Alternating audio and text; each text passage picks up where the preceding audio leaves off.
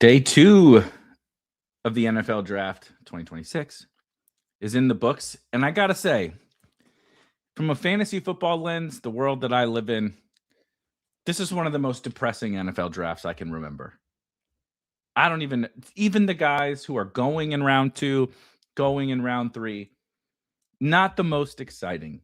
Only 3 running backs in the first 3 rounds. What is going on? Some crazy reaches, all sorts of chaos. But we're here to break it all down. We're going to talk about what's happened on the first couple of days, and we're going to enjoy day 3. This is where the sickos have some fun. We're going to get some running backs, finally. There's some fun wide receivers still on the board. We're going to hang out.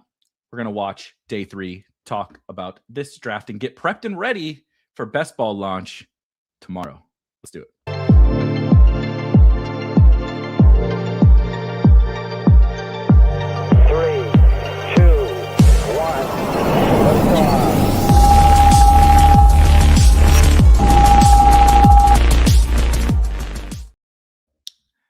Good morning, good afternoon, depending upon where you are. Shout out to you guys hanging out with me here. You know, I've always said night 1 is the most popular night for everyone to, do a live show or something along those lines. Day 2 is generally when the sexiest names in fantasy football come off the board for the best ball degenerates and such, right? Round 2 is often very fruitful for us as best ball players, as dynasty players, everything, right? Like Jonathan Taylor went in the second round. There's a lot of good options that come off the board in day 2. However, day 3 is where the real sickos hang out. We do have a bunch of kind of some of the highest profile names. If you were playing, if you did your dynasty draft before the draft, or if you were playing pre-draft best ball, right, on any of the sites, a lot of the guys that we were drafting, or at least were in the mix, are still on the board. And some of the guys who have already gone off the board, not drafted very heavily. Deshaun Stribling, wow, that was a little bit of a shocker. What's going on with this? So the pick is in, and it's not up. Okay, it's not up on NFL. Got it. They changed this layout a little bit here. I wonder. Let's check out the ESPN one, see if it looks a little bit better. But yeah, we're gonna hang out. We're gonna talk about some of the available prospects. We'll see which one we like better. See how NFL does. We are the biggest football nerds today, Rob. I agree, but my brain is just broken from all the best ball stuff. But some of the best picks in our right, if we're trying to win Best Ball Mania, if we're trying to win the total points formats, like on Drafters, if we're trying to win, of course, on DraftKings, today I feel like is the day where we can find some actual separators amongst the rookie class. Or we can find, sometimes these are the guys that get overvalued because they just think Jaden Blue last year. I know Kyle Williams wasn't here, but he's been coming to mind from some comparisons of some receivers that have already been drafted, right? But guys who maybe are interesting prospects, but mostly they land in a good spot. Those guys can actually end up being overvalued in our drafts. And then sometimes there's some guys that go today that are huge screaming values because maybe people's prospect models and all that kind of stuff don't like them. Maybe the draft capital, isn't ideal. Generally, day 3 is not ideal unless you're like a 4th round running back or something. And so there's still a lot to be gained. And I think maybe some of the biggest potential gains, and also tons of zeros, right? Ton of guys who are not really going to do anything for us. 100%. Not CJ Spiller, Isaiah Spiller. CJ Spiller was a much higher draft pick, also useless. But Isaiah Spiller is a good one. Kamani Vidal rookie year. Right, Kamani Vidal rookie year was next to J.K. Dobbins and Gus Edwards, and we, the Royal We, collectively as a community said, don't love them. J.K. Dobbins was dragging his leg around all summer, and Gus Edwards is just Gus Edwards. Is he even signed with anyone? And so we said, well, there's Kamani Vidal, right? Prior to that was Isaiah Spiller. There's these guys who we it's not that we didn't love those guys. I think that those two in particular had some interesting parts of their profile. But generally speaking, what happens on these days is we get some overvalued assets that are like, it's not that much about that guy. It's about their competition. And I think that can be that's a real pothole you can step into, where you're not really, you either are not making the case about the individual player and his right. That's sort of the Jaden Blue case, or also the Jaden Blue case was like, oh wow, good for Jamad McCoy. I don't know if everybody saw. He's potentially a screaming value, but the medical stuff seems really bad. I'm glad that he probably a pretty darn good swing, upside swing for the Raiders. But everybody says that when some highly regarded prospect really falls in the draft, we always say that it was a good pick, and so we'll see. But good for him, because it was viewed much higher than top of day 3 as a prospect. Anyway,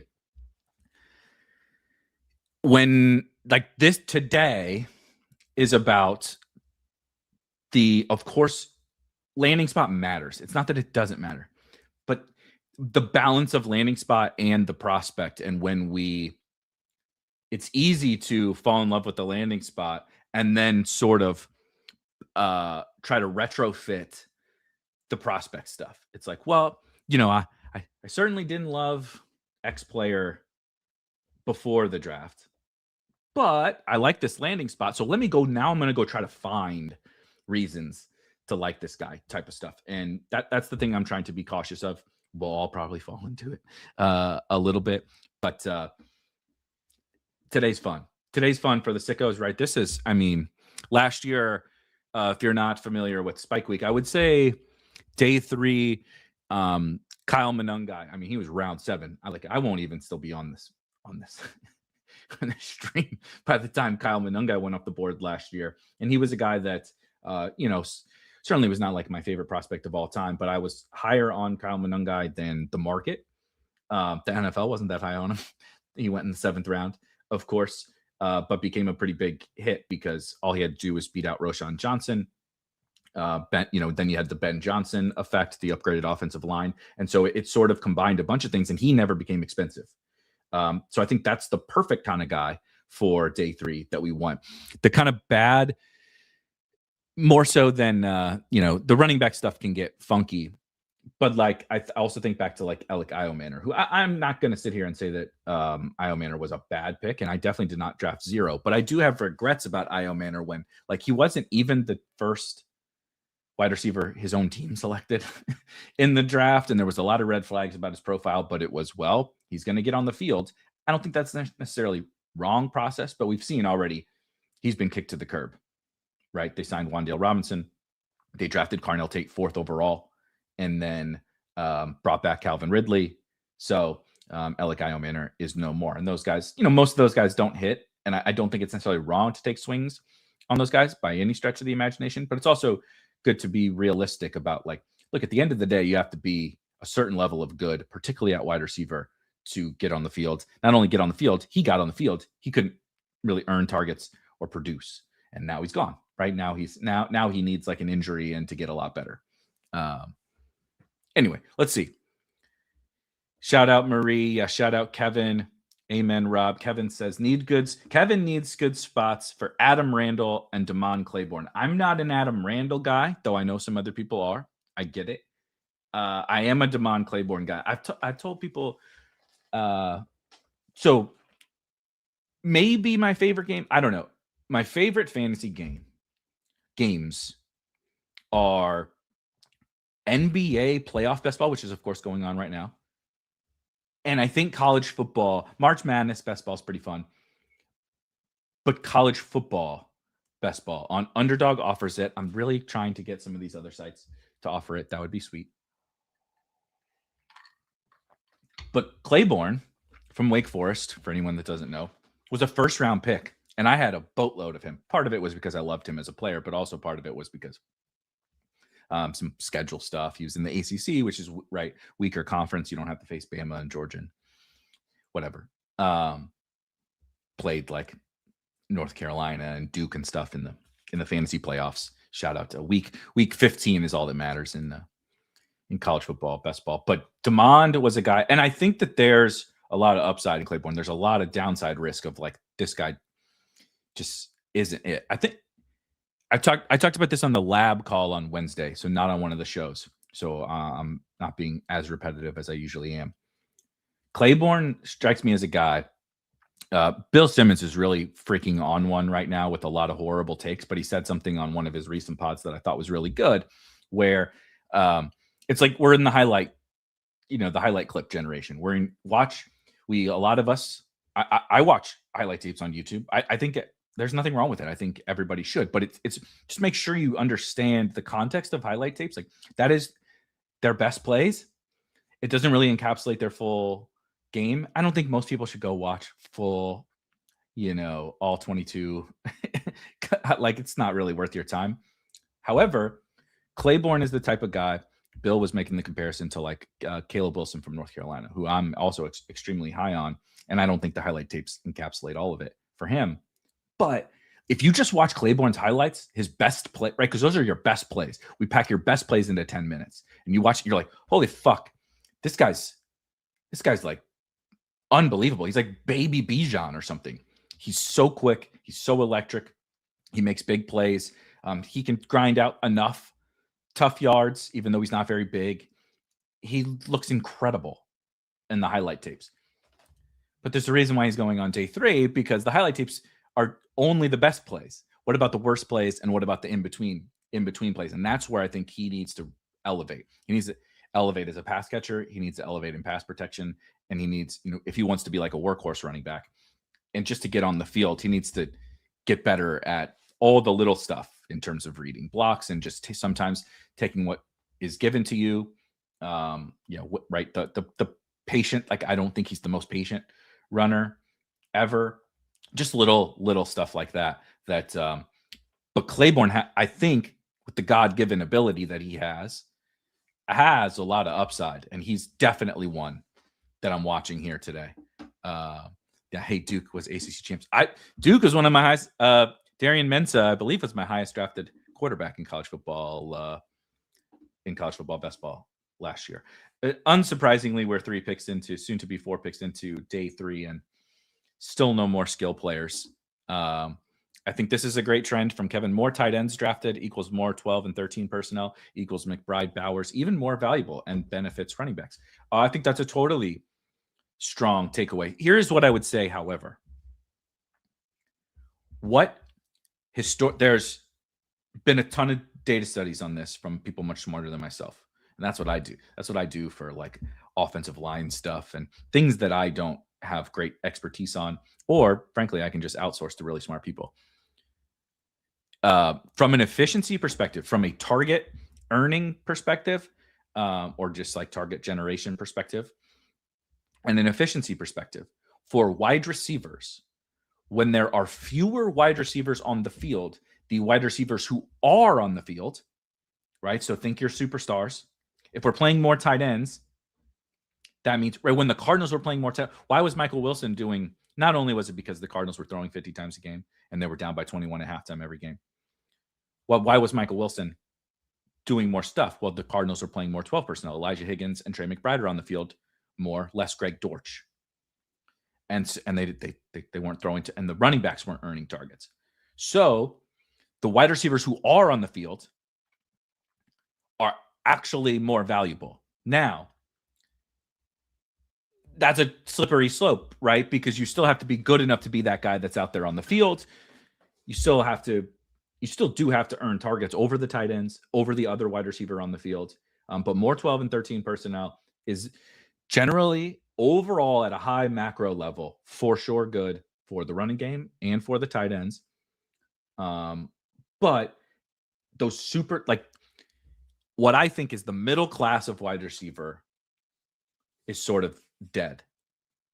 the being able to scrape by with slot receivers. Not this is macro. Some teams, like for example, the Chargers. Let me NFL personnel groupings. Yeah, I always forget. I forget which site does which. Okay, so it's Sumer Sports. So let's look at the personnel groupings just really quickly. Personnel 12. Let's just do 12. So the Browns ran 12 personnel. Unsurprising, right? They have terrible wide receivers, and they have David Njoku and Harold Fannin are their best two pass catchers. So this is just last year. They ran 12 personnel more than 40% of the time, highest in the league. They kind of gapped the field, the Falcons as well. Same thing. No, shitty wide receivers, right? Ray McLeod types as the wide receiver 3. Of course, the Ravens, unsurprising. The Raiders, same thing. Bad wide receivers, two good tight ends. Tucker Kraft and Luke Musgrave, et cetera, et cetera. Komet and Loveland. But I think it's important to not over apply this macro trend. And I know that's not what you're doing, Kevin. It just put an idea in my brain and apply it to every team and every situation. You also notice the Rams are not up here. The Rams are not up here in 12. We'll get to it. The Rams are not up here in 12 personnel usage. They actually used 12 personnel, the third fewest, at the third lowest rate. Less than 10% of the time the Rams were in 12 personnel. The Chargers never used it, essentially. Chargers basically never used 12. Same thing with the Texans, right? So I'm not saying you need to just copy paste 12 personnel from these teams on over into next year. I'm not saying it won't go up league wide or whatever. But again, that's a league wide thing. For our purposes, we have to draft individual players. And so maybe the Chargers change. It's Mike McDaniel now. But Mike McDaniel was the Dolphins coach, and they were 29th in 12 personnel usage. The Chargers, right? He moved to the Chargers. They're 5%. So he does like to play wide receivers and backs and all that kind of stuff. Let's go to 13. If we go to 13, this is where right? So the Rams, between 12 and 13, the Rams are at like 40% of their plays with a bunch of tight ends on the field, but they're actually low in 12.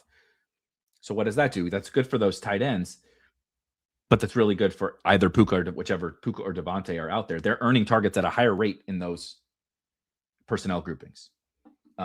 And then we go down to there's teams that just like straight up don't run 13. Hilariously, the Jets, the 49ers, and the Dolphins down here again. So Mike McDaniel, as an example, right? They signed Charlie Kohler, and we have Aronde Gadsden. But Mike McDaniel last year, maybe it was just the Dolphins. Didn't run much of that stuff. Hilariously, the Chargers on the clock, and the pick is in. So just some food for thought, some things that I'm thinking about, because I'm finalizing rankings today/tomorrow morning. I'll have our rankings done tomorrow morning. If you're a subscriber, if you're not a subscriber, you can get access to Spike Week Premium, which comes with all of our stuff. But of course, the rankings will be ready to roll tomorrow. And I'll be streaming tomorrow, by the way. We'll talk some more about that later. I'm happy with the Ravens picks. Is Jacoby Lane better than Tez Walker? That's a good question. It's possible. They're very different, right? Jacoby Lane versus Tez Walker. Very, very different players. Jacoby Lane, like this big body boundary wide receiver, contested catch player, red zone threat. Whereas Tez, I think, is like the shifty, dynamic home run hitter type thing. That'll be a fun one to track. I liked Tez a little bit better as a prospect, is what I will say. Now, Tez is no longer a prospect. Far from it. So how much do we hold on to that relative to the fact that he did nothing in a couple seasons? I don't know. But Jacoby Lane is intriguing.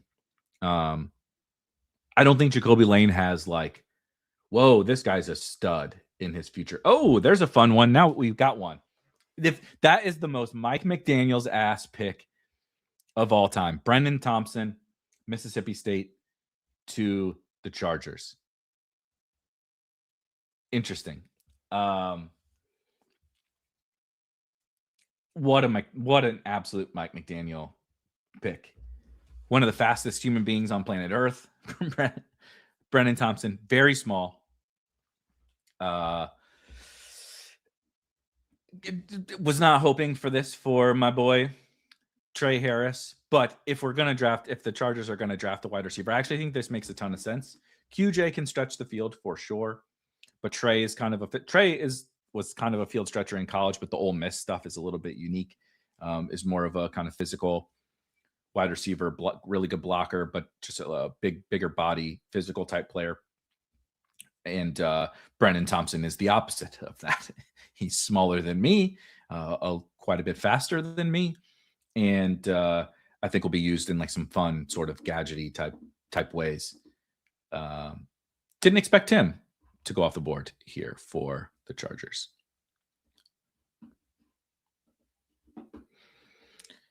Rick also happy for McCoy. Yeah, this is definitely true. What do the Raiders have any more round 4 picks? Yes. So they win the comp. They got a comp pick. I would certainly like for the Raiders to draft a wide receiver. That would be nice. Although, see, these are the things. Like I'm trying to balance all these different factors where I would really like for Mendoza. I would really like, frankly, for Bowers, for whichever rookie would land there. The Raiders would be a great spot. Competing with Dante Thornton and Jack Besh and Trey Tucker. Like Trey Tucker is whatever, a situational sort of deep threat type guy. He's an NFL wide receiver. If he's there like 3, they're just going to be a little bit light at wide receiver regardless. But I would love to not put Dante Thornton or Jack Besh into my player pool. Essentially is what I'm saying. Texans go offensive line. That's good. Bryce Lance, Steve says Bryce Lance to the Raiders would be nice. I would like to see them take my boy Erik McAllister. I know this wouldn't be till later in the draft, but my boy Erik McAllister, so everybody could see who the actual best TCU wide receiver was between him and Besh. But Lance would be good. Let's see what the 49ers do. Speaking of the 49ers, good morning, Bruce. The Niners, man. Yikes. I don't know what the Niners are doing. Perfect comment to use as a discussion with the 49ers. GR says, I feel like a disappointed parent in this draft. I'm not mad about the picks you made. I'm mad about the resources you allocated to make them. Do you think drafting Xavier Thomas, who literally just never did anything in college, ever, in the 3rd round, is kind of bad? Like, if you wanted to, Xavier Thomas is very fast and a return man, and that's fine. Look, Versaire in the Spike Week Discord, which again comes if you're a premium member, there's a link to the Discord. It's partially free. You can see a handful of channels, but all the real conversation goes behind the paywall, which is either $5 a month. You can get access to it for just $5, or it comes with your premium subscription, right? If you're going to draft some best ball teams, use the Draft Hacker overlays and the Draft Optimizer and all this kind of stuff, you get access to the Discord for free. Versaire mentioned, like, oh, teams are adjusting to the new kickoff rules, right? Similar to the conversation about the tight ends, teams are making definite adjustments. Going to play more tight ends because that's the new thing. It's in vogue to play more tight ends. They are adjusting to kickoff rules. That's fine. As GR says, it's fine. It's fine. Totally fine. Draft some really explosive return men. Try to pop some big plays in the return game that gives you an advantage, right? Like Brandon Aubrey gives you an advantage as a kicker. I think it's generally fine to dedicate more resources to some of these things, tight ends, kickers, and return men. You don't need to spend a 3rd fucking round pick to do it. Just like you don't need to draft a 6th offensive lineman in the 2nd round just because you want to use more tight ends. This is like, to me, my takeaway from day 2 specifically was like teams are all trying to outsmart each other. The goal is not to have the best draft. The goal is to look like you're the smartest guy in the room amongst a bunch of other smart guys. It's insane. It drafting kick returners in the third round just because they changed the rules is the biggest overcorrection. Dogs are mad about Xavier Thomas as well. My wife is not home. If they go crazy, there's kids out all over the subdivision. This is going to happen like crazy. So get ready for lots of dog barks. But it's insane. It is. I drafted 0 running back last year, and it didn't work. So I have to draft every early running back, no matter what. Right? I have to draft all robust running back teams because it didn't work last year. Or whoever won these best ball tournaments, I looked at the winning team, and they drafted Derrick Henry. So I have to draft Derrick Henry this year. Didn't you see the winning team? It had Derrick Henry on it last year. How could you not draft him this year? Well, that's not how it works. Price matters. It's a new season. That's what it feels like to me. These fucking blocking tight ends. What are we doing? Second round picks on blocking tight ends is absurd. Guys that caught like 15 passes in college going in the second or third round, just draft a fucking offensive lineman. What's the difference? Play him at tight end.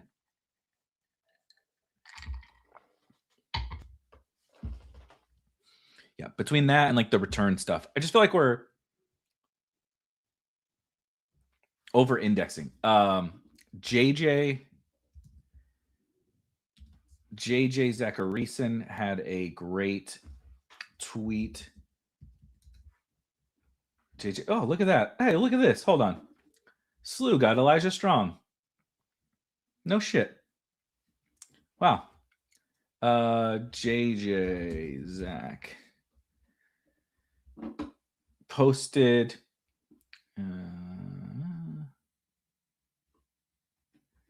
let me find.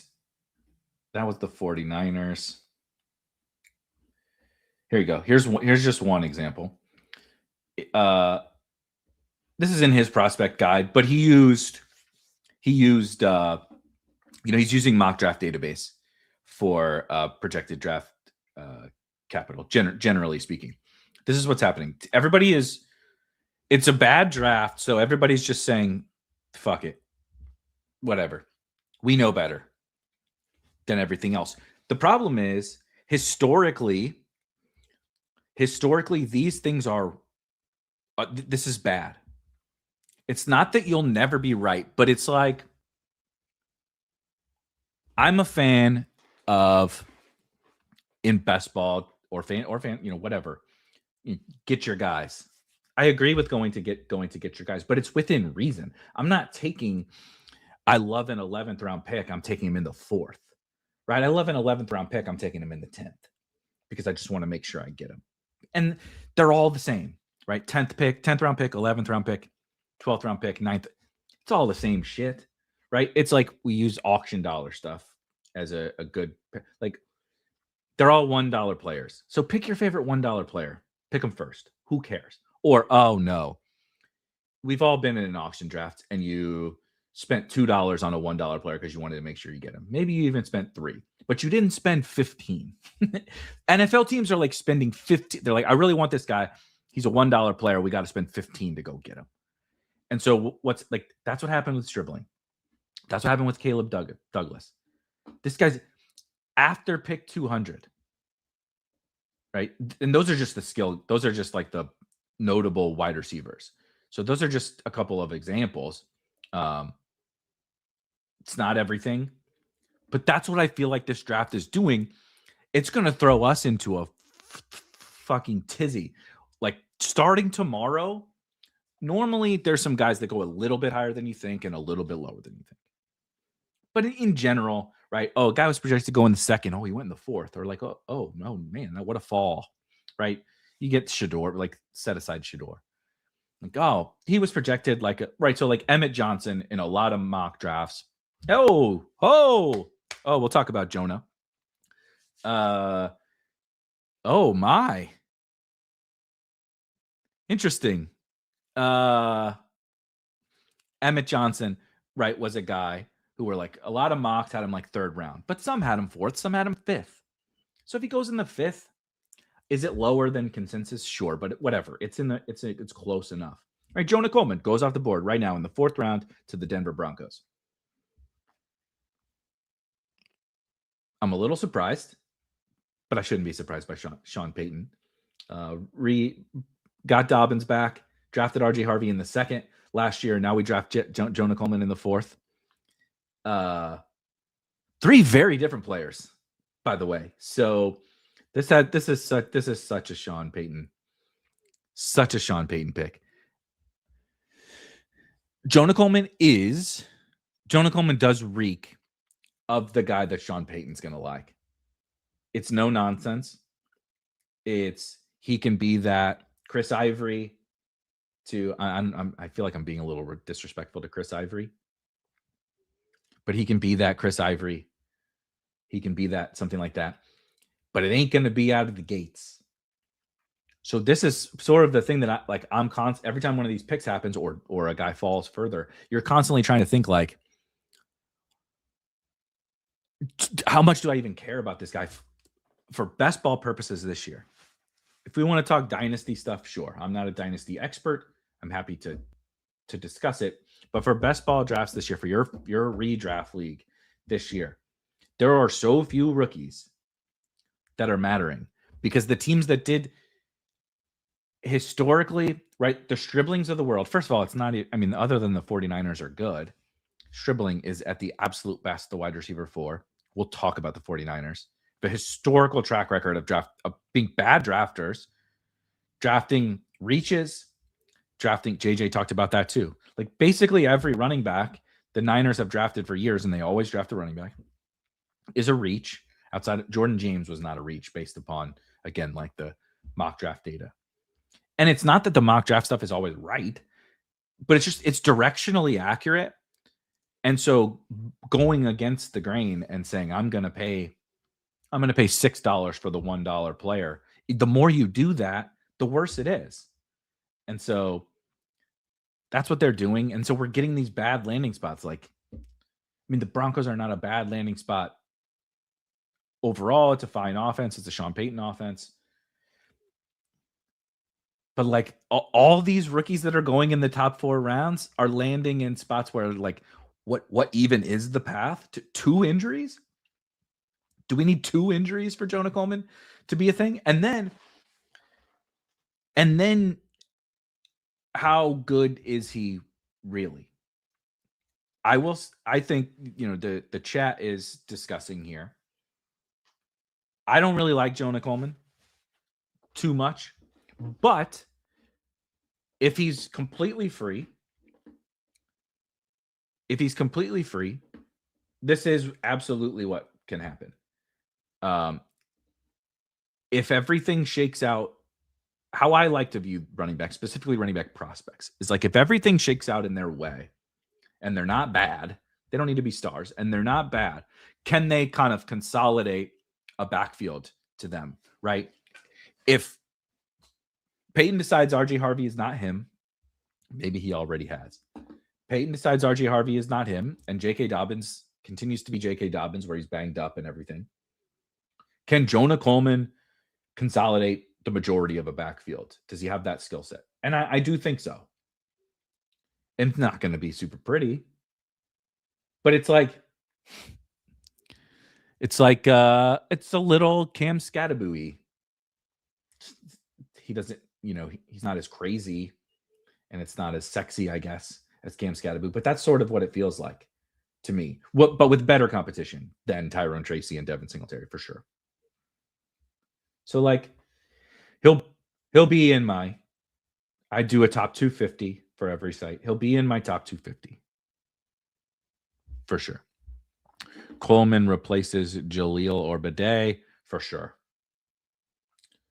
For sure. At least we can stop trying to make Jaleel McLaughlin a thing. That'll be nice. Set fetch to the side. Is our short king Terrion Stewart getting drafted? I don't know. I'm not a huge Terrion Stewart fan. I do have to probably stop saying that because my real thesis about this class is I don't like hardly anybody, and so I don't like hardly anybody in the class overall. So now we're on to day 3. There's probably not going to be that many guys that I do like. For the running backs, it's definitely going to be, I have my favorites. Everyone knows that I like Emmett Johnson. Mike Washington is still on the board, correct? Let's look at where prospects, running back. God damn, why do I have to click so many times? So NFL.com has Mike Washington, Adam Randall, Damon Claiborne, Le'Veon Moss. I like Le'Veon Moss a little bit. Emmett Johnson, Nick Singleton, Faison, Jamari Taylor, Katron down here. So, people like the Navy kid, Heidenreich. But it's going to be, obviously, you want these guys to go sooner rather than later, and it's going to be very landing spot dependent for a lot of them for 2026. Same thing. I think wide receiver is very similar. I like Skylar Bell. I like Elijah Surratt. Bryce Lance is intriguing. Certainly, some people like Cyrus Allen and Deion Burks more than I do. Kevin Coleman. What do I mentioned? McAllister is my like deep dart guy. I don't think Chase Roberts is terrible, but it's pretty gross, right? It's pretty gross.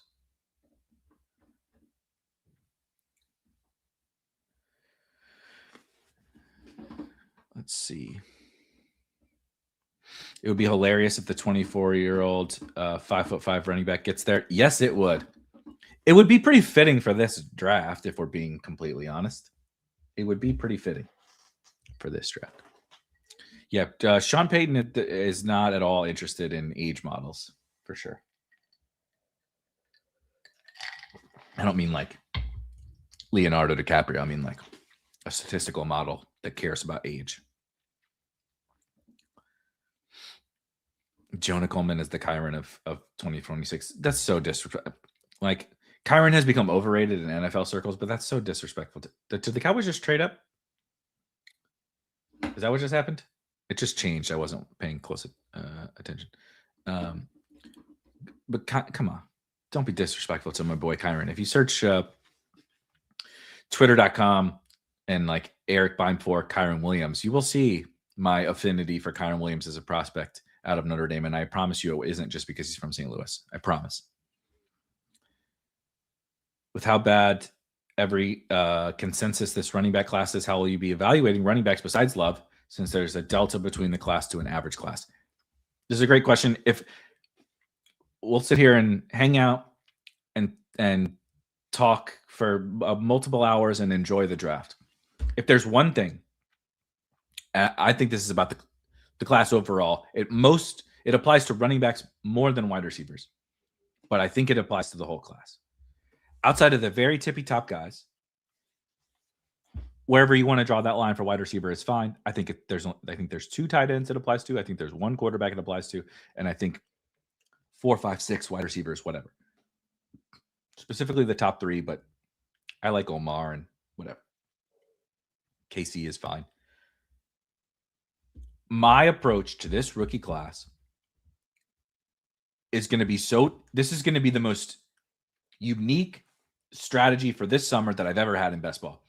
I'm to a fault. Cade Klubnik to the Jets. We'll talk about that one next. Great question. I will draft. I guarantee you this. Fewer running backs. Fewer rookies. Not drafting fewer running backs. Fewer rookies than I've ever drafted. This is year 7 of the modern game of best ball. This will be the fewest running backs. God damn it. The fewest rookies I will have ever drafted. And I'm not sure it will be particularly close. The class is bad. And sometimes we are wrong about those things. Offensive lineman to the Broncos. I like it. Sometimes we're wrong. Like we think, oh, this class is just not very good. And then like, oh, wow, look at all the 4 guys went in the second round. That seems fine. Nope. That is not what happened here.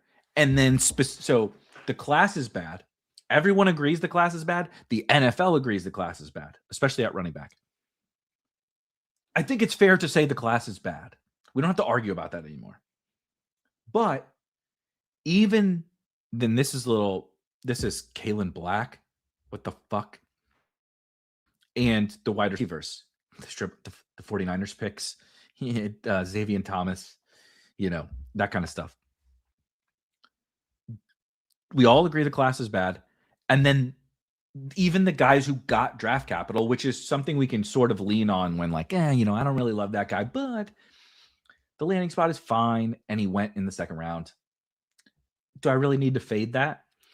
This year, maybe you do. Like the level of prospects that has gone earlier this season, this year, this draft is not very good relative to most drafts. So we can't just treat, second round pick is not the same as other second round picks.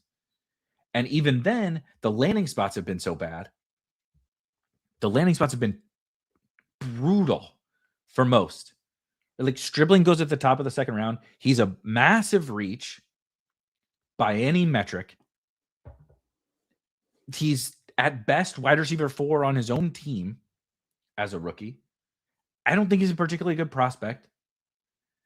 And so, like, do I need to go crazy on that guy? Is he going to be in my ranks? Yeah, but how much am I going to draft of him, if any? I don't know. And that's a top of the second round guy. So what does that mean for the 5th rounders?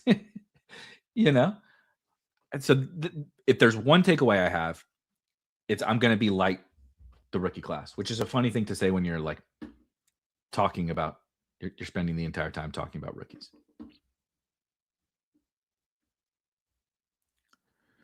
Todd loves Jonah to Denver. That's funny. Coleman Grills. I like it. So Cade Klubnik goes to the Jets. On one hand, I think the Klubnik one is probably fine for the Jets because I do think, especially these teams that don't have a quarterback that are really bad should be drafting quarterback every year. I don't think you should do what the Rams did. I don't think you should do what the Cardinals did. But a little bit deeper down the board here, like I don't understand what is functionally the difference between a Cade Klubnik and a Carson Beck or a Drew Aller. So I don't know why you would spend, but I think it's good process to draft just to take swings. Is Cade Klubnik probably going to hit? No, I think he stinks. I think Drew Aller's worse. I think Carson Beck is awful. JP Acosta last night was doing a pick by pick break. Every time there was a second or third round pick, he did a little blurb about it. And he's very blunt and honest in his assessment. So I really like it in his assessment of players. And like, he's not getting super nerdy with it. He just 2 or 3 sentences about every player. And on Carson Beck, he said something along the lines of, his elbow is wrecked. He can't move, but he's okay over the middle of the field when he's never pressured, which is like, okay. A, probably not going to happen in Arizona. B, that sounds like a arena league quarterback. However, the best point was he said his ceiling is about the current version of Kirk Cousins, which is like the most damning thing I've ever heard someone say in a comp. Not prime Kirk Cousins is his ceiling. The current version of Kirk Cousins, whatever, 38 years old, that can't throw the ball outside the numbers, can't move. That's Carson Beck, his upside case. And the Cardinals spent an early at the first pick of the 3rd round, I think, on that guy. Yikes. And so I can't really fault the Jets, but I mean, I don't think Klubnik is going to work. But it's fine. And GR says, does that mean we're getting 17 games of Geno? No, it doesn't. They played Brady Cook last year, man. Brady Cook's probably even worse than Klubnik. So I don't think it matters. They're going to lose a lot. Doesn't mean Gino's going to get benched either. This crazy shit happens. I quite like their offensive group for the Jets, actually. But it's relative to expectation. They're not the well, I was going to say they're not the Rams. They're certainly not the Rams because they don't have enough tight ends, but they're not the Lions. They don't have that much firepower. But they're not the least talented offense in the league anymore, I don't think.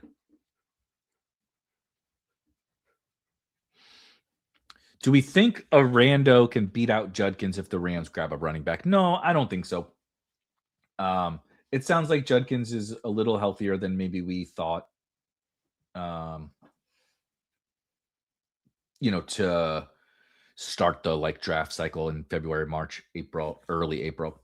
It sounds like he's a little bit healthier. And I think just off the cuff, if I had to without ranking players, Judkins would be a little above average to me. But there's a lot of context that goes into that, right? I think he's a fine runner, but fine 2-down runners are pretty much a dime a dozen. It doesn't matter that much to me. But I don't think after they spend second round draft capital on me having a guy who's a competent runner on early downs, I don't think that it's going to be easily replaced by somebody. I wouldn't say it's completely out of it. It's not the craziest thing I've ever heard happen, but that's sort of how I would classify it. A lot of offensive line, so that's good for our purposes. The interesting thing is that rookie prices are now baked in on the high end for the most part, and you add to that a bad draft class, and it's not a bad thing to be light on most of these guys. Totally agree. Oh man, all my bidet exposure down the crapper. Well done. Well done, Rob. Let's get Dingleton to Dallas. Yeah, Klubnik can run. He just can't read a defense. Doesn't feel pressure very well either, but he can move. He has it's Klubnik and Drew Aller are very similar. Carson Beck a little bit too, in that earlier on in their college careers, they were viewed as potential future number 1 overall picks. Beck maybe not quite as much, but these guys. I mean, Beck was a starting quarterback at Georgia. Klubnik was a starting quarterback on a Clemson team that everybody thought was going to be a national title contender. Same thing for Aller. These guys were starting quarterbacks with big pedigrees on some of the best teams in the country. Beck didn't succeed at Georgia and ended up at Miami. That worked out better for him. Props to him. That Miami team was really fun. But Klubnik and Aller tanked 2 really good rosters, particularly this past season. So they really underwhelmed. So on one hand, someone would say, well, there's talent there, so let's take a swing, which I get. I would rather take a swing on Klubnik than old Penn State boy. But I don't recall, someone can correct me, I don't recall a quarterback who failed with the big, right, all the hype. And then we drafted him in the middle rounds and it worked. I'm quickly in my brain scrolling through all the starting quarterbacks in the NFL right now and show me a guy who was hyped as oh, this guy might be the first overall pick. And then 2 years later, he goes in the 4th because he sucked. There was times where Clemson fans were asking for Klubnik to get benched. Drew Aller didn't finish the season for Penn State after their season went in the shitter. Carson Beck had to transfer from Georgia. I don't. Klubnik could start some games at the end of the year, though. I'm not I'm not saying to draft Cade Klubnik. I am saying Drew Lock won people money in best ball before as a third stringer. Why can't Cade Klubnik?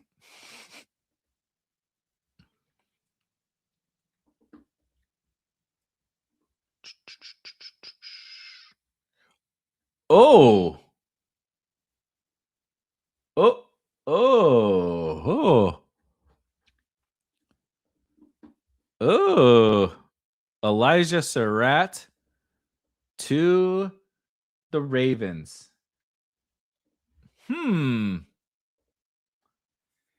Interesting. I have a decent clip. I'm higher than consensus on Elijah Surratt. I think so. There's a little bit of a running bit in my world. I also do like DFS content for Roto Grinders, and I do like baseball show. Right, we're in baseball season, and I have a bit with Dean Shavelson, who's the host of the shows, where we joke. I like to joke about the phrase "professional hitter" that people use in baseball.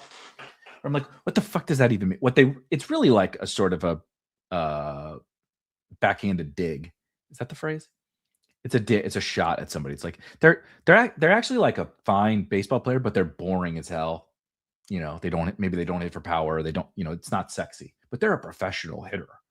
The Jeff McNeils of the world, the Luis Arraez of the world. Oh, they're professional hitters. A lot, but I'm saying that, and the phrase that comes to my brain when I think about Elijah Surratt is professional wide receiver. Like, I think he's just good, but I think it's fairly unsexy. He's not crazy fast. He's not crazy athletic. He is big and strong. But I think he's technically sound. I think you can move him around the formation. I think he can play inside and outside. They were at their best at Indiana with him and Becker on the outside. And I do think he probably struggles to separate too consistently on the outside. On the outside, like if you're just asking him to line up and beat press man coverage against really good corners in the NFL, I think he may struggle a little bit there. But I think that's a lot of middle round rookie wide receivers. I think he's talented. I think he's physical. I think he fits. Right. So does Lane. So I think what the Ravens showed us here is we have the speed, big play threats, and of course, run after catch, Zay, right? The quick twitch, Zay. Like Zay is still the focal point of the offense. We have Mark Andrews signed. Say whatever you want about Andrews. And then yet Tez is a home run hitter. And frankly, that's what Bateman is too. What we don't have is physical boundary receivers that can win in contested catch situations and can win in the red zone. So they went and got two of them. And they said, well, let's solve this problem. All we need is one of them to hit. I kind of like it. It makes me feel good about a lot of the general takes about the Ravens and about Lamar, right? Moving away. So Likely is gone. Charlie Kohler is gone. Pat Ricard is gone. Andrews is back. They haven't really backfilled what historically had been the Ravens with it. We saw when we pulled up the 12 personnel stuff, right? They were in the top whatever. Third. They were third last year in 12 personnel usage. I don't think that's going to happen. And I think they showed us clearly with the free agency, not really add, they were going to add receivers in, and there's still veteran receivers out there, but I think that they showed us a change, and I think it's going to be really good for Lamar.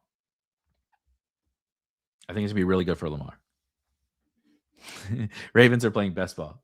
Draft the what they probably perceive as undervalued rookie wide receivers that score touchdowns, and pair them with a right. We can get a cheap Lamar stack in best ball. You tell me who it is. I don't feel very good about being able to, but I like Lamar better now. I think it's good for Andrews. They're going to be fun. I'm excited for the Ravens. Why do you think Surratt fell? I think he's. I mean, I think he's just it's the unsexiness. I don't think there's like a. uniquely great ceiling to Elijah Surratt. I think that this is in the ballpark for third or fourth round. First Surratt, I think, is about where he probably should have gone. So I don't think it's a great. I think this is fairly fitting.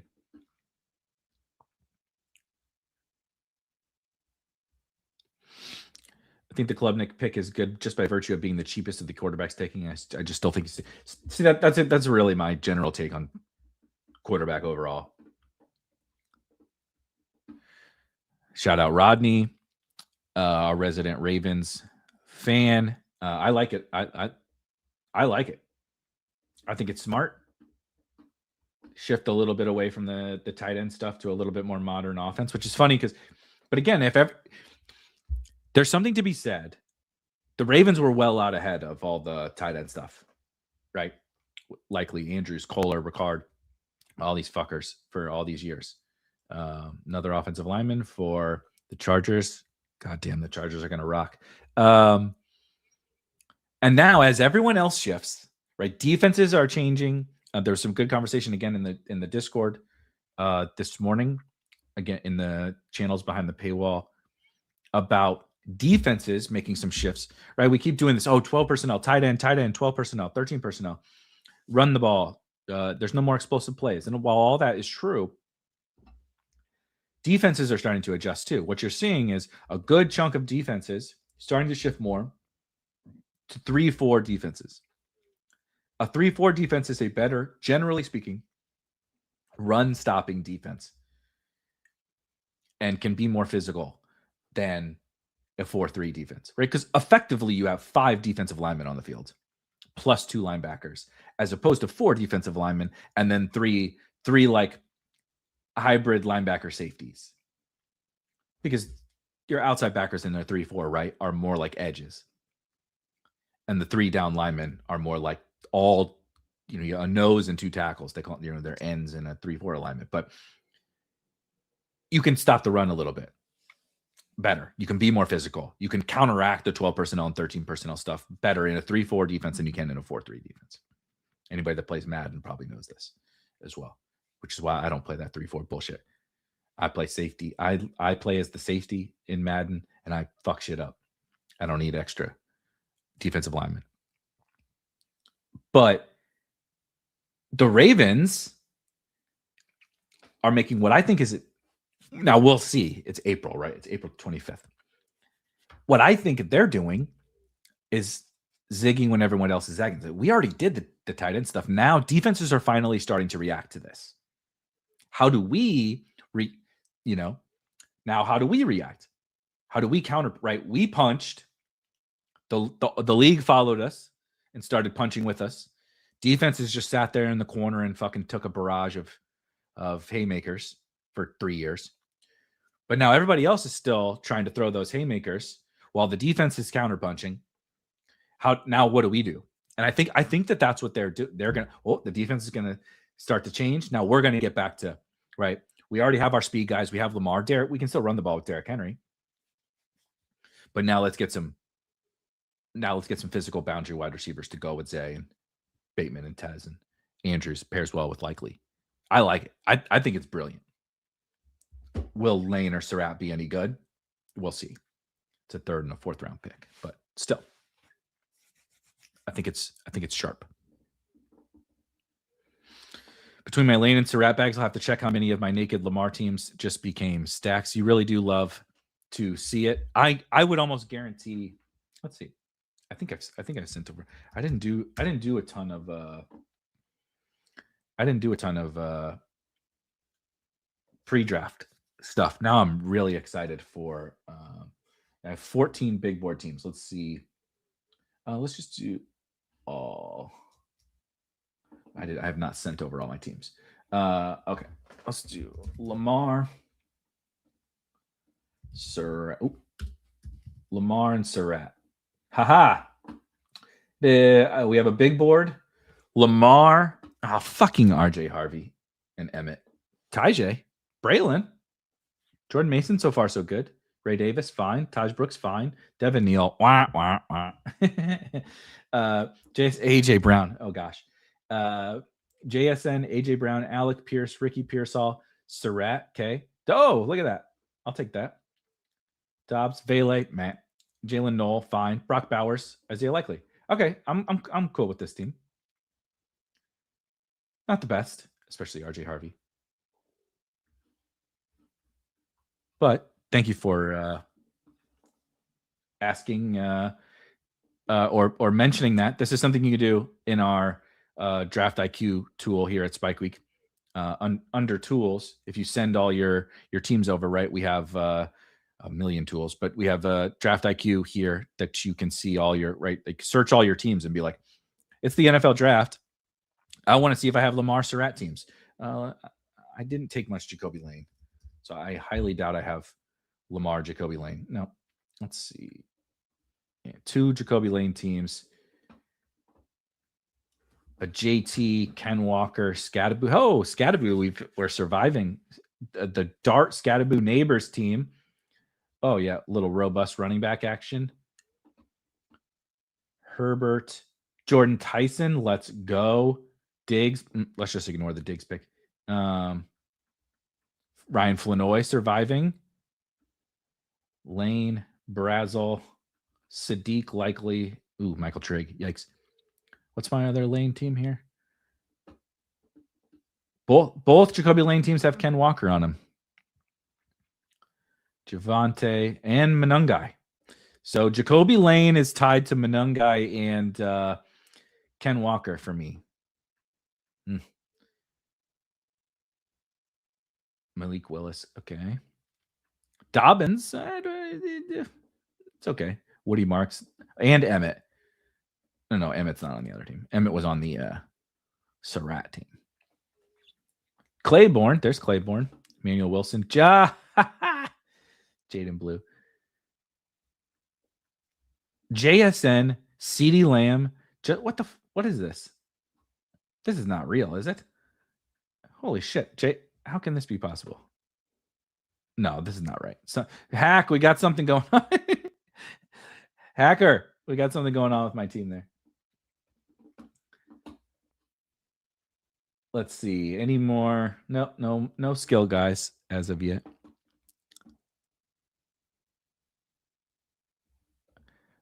I hope I'm right on Surratt. My gut had him top 6 to 7 in the class. Let's go to, I can show you mine. You showed me yours, I'll show you mine. If you go to, again, for the subs, if you go, I have my rookie rankings over here.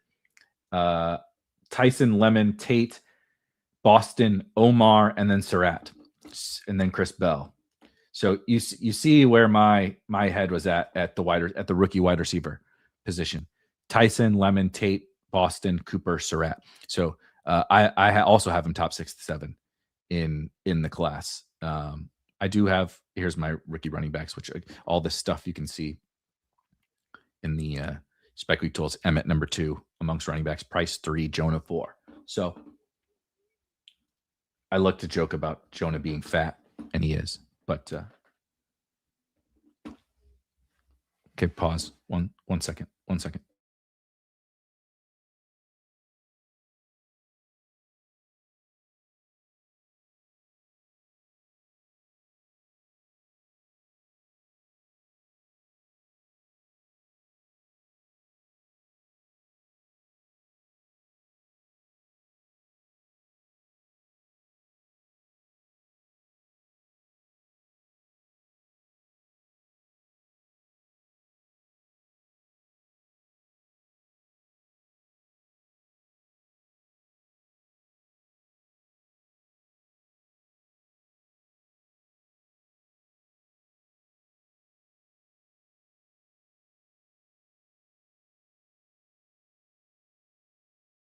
My dog keep you guys company. You see, look at him.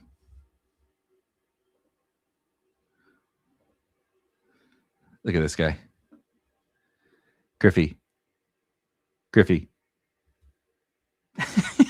He has no idea what's going on. Okay, let's get back to football.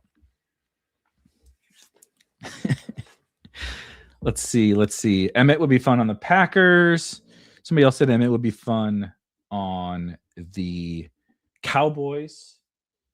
He would. I support both of those.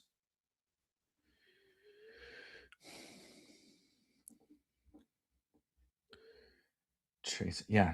What's number 117? Minnesota to Jacksonville to Vegas to Houston to the Chargers. Jeez.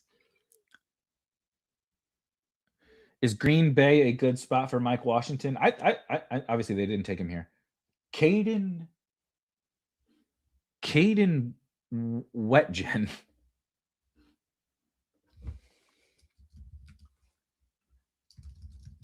I don't know who that is. I don't know who that is. Who the fuck is Caden Wetgen?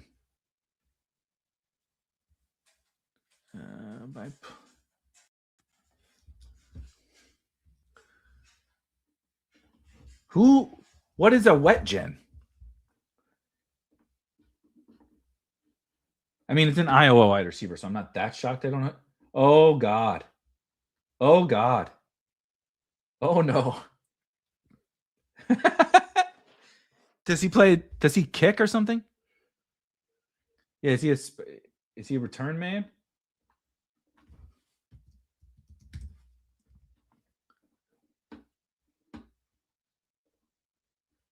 Yeah, he's a return man.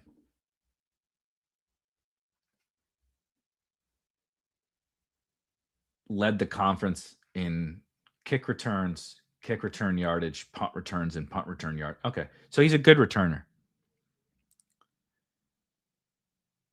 So the Steelers drafted a return man, 121st overall. That's why I didn't know who it was. You have to forgive me. We give you a lot of stuff with your Spike Week subscription. A million different tools, rankings for everything. No kick returner rankings. I do apologize. I don't play in those leagues. Caden Wetgen.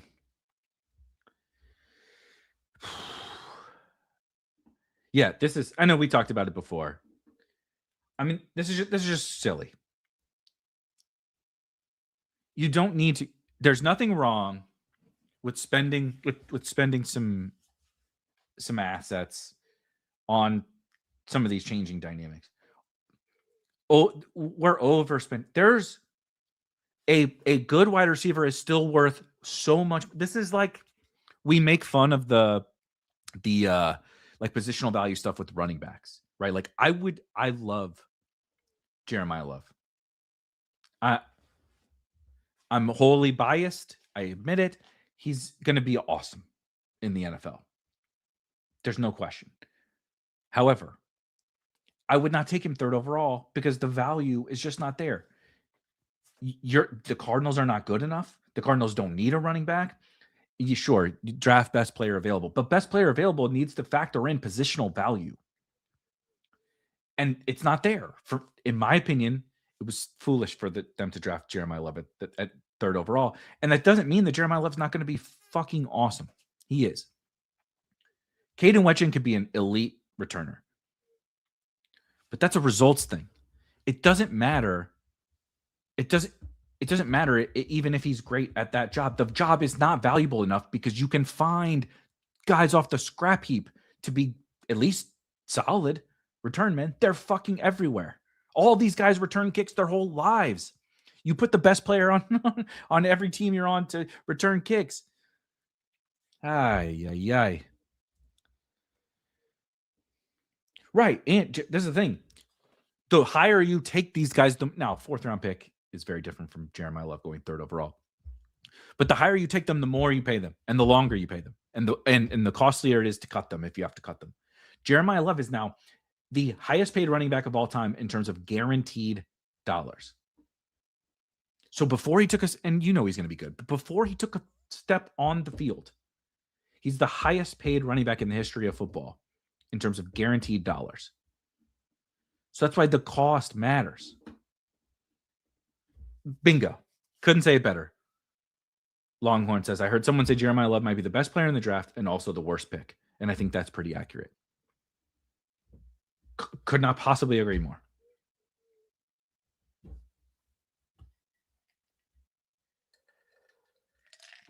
Just crazy. And that's what they're doing with these. The reason why the kick return stuff is important is not because you need a dynamic kick returner. You don't need a dynamic kick returner. You just need somebody to be competent.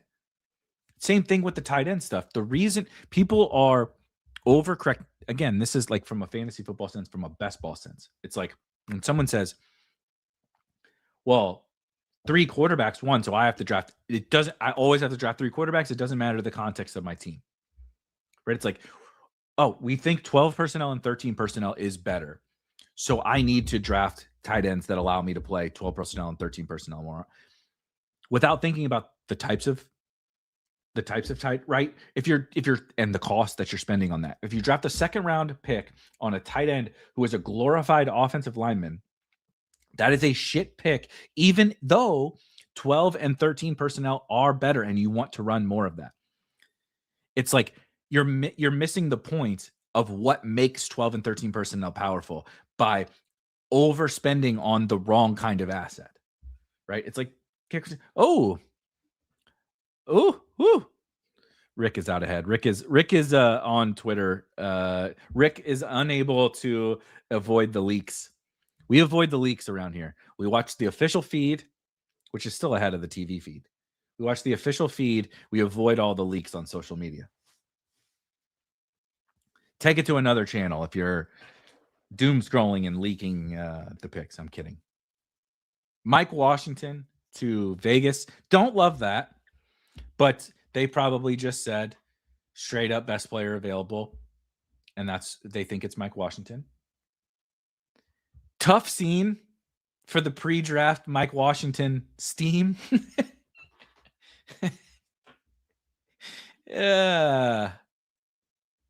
Not a great landing spot behind Ashton Jeanty, but a Clint Kubiak offense, it could always be worse. I always loved that, though, that methodology. What'd you think about it? It could be worse. There's a ringing fucking endorsement of the landing spot is always when someone says, all right, or someone says, you can do worse in the last round of your draft. It's like, well, no shit. My goal is not to find a guy that he's not the worst pick I could have made. Like the bar to clear is it wasn't the worst. We should strive for a little bit better. That's how I feel about Mike Washington's landing spot. You were not hoping for this. When Mike Washington got steamed up from undrafted to wherever he finished in ADP, this is not what you were hoping for Mike Washington.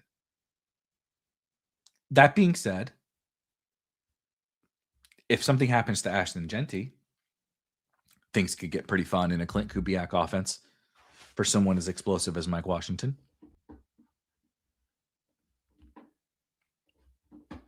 There you go. Ravens got their kick returner at the end of the 6th last year. See, like, that's fine. Those are spend $1 on dollar players. Don't spend fourth round there's good goddamn football players still going in the 4th round. Don't piss those away. Yeah, R.I.P. Najee. I love it for the fact that I have no Mike Washington and it gets him in a spot where he's unlikely to do much. I agree. I will say, like, from a pure ceiling perspective, it's probably better than some other spots. But from a most scenario, right? So, like, think about the range of outcomes from he does absolutely nothing to the 100th percentile where he's the league winner. More of those scenarios, if it's a 0 to 100 scale, more of those scenarios are now like, who gives a fuck about Mike Washington? More often than not now. A high percentage, frankly, of the scenarios are, who cares about Mike Washington? But the scenarios in which something happens to Ashton Jeanty, or this is like a tandem between right? He's who's Ken Walker and who's Sharp. There is no Sharbs and there is no Ken Walker between the two of them. They're both Ken Walker, I guess. But the extreme high end outcomes are pretty good. So, like I said, not the worst. That's how I would say it. Are there any running backs left on the board who can threaten Bill? Yes. Let's pull up the running backs.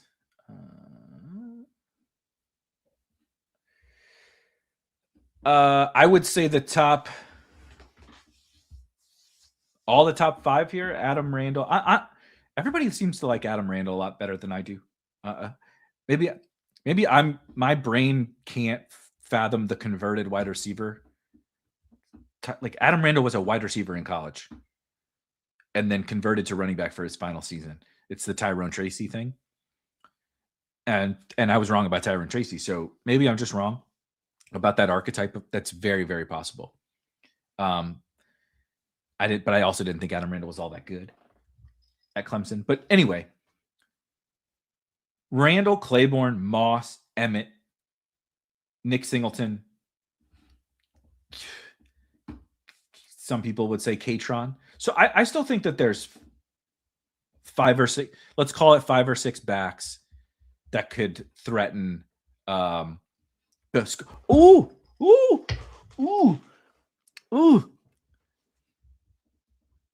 Let's go Bills. Skylar Bell to the Bills. Another wide receiver I was a little higher on than Market. I like it. I think it's also he's probably more of a dynasty thing.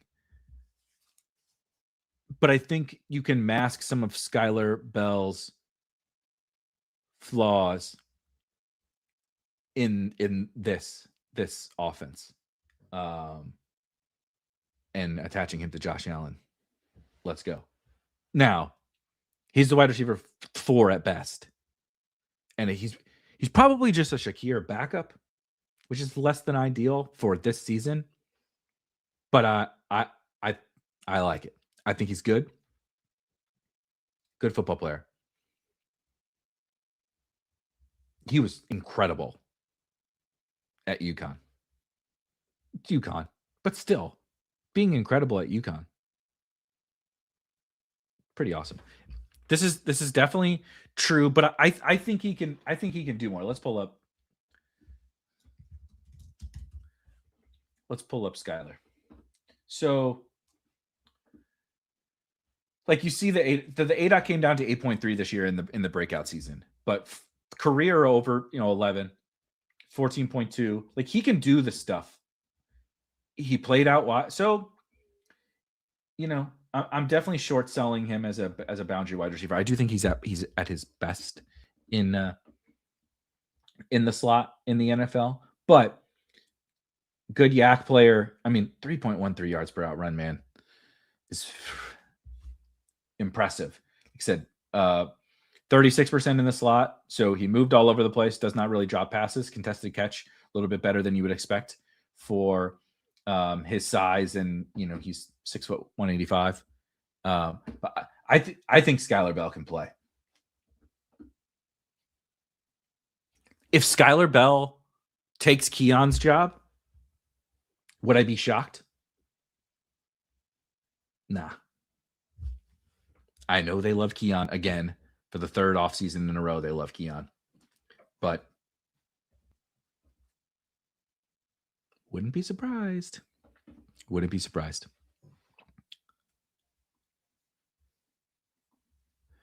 Yep, exactly. Washington just a handcuff now.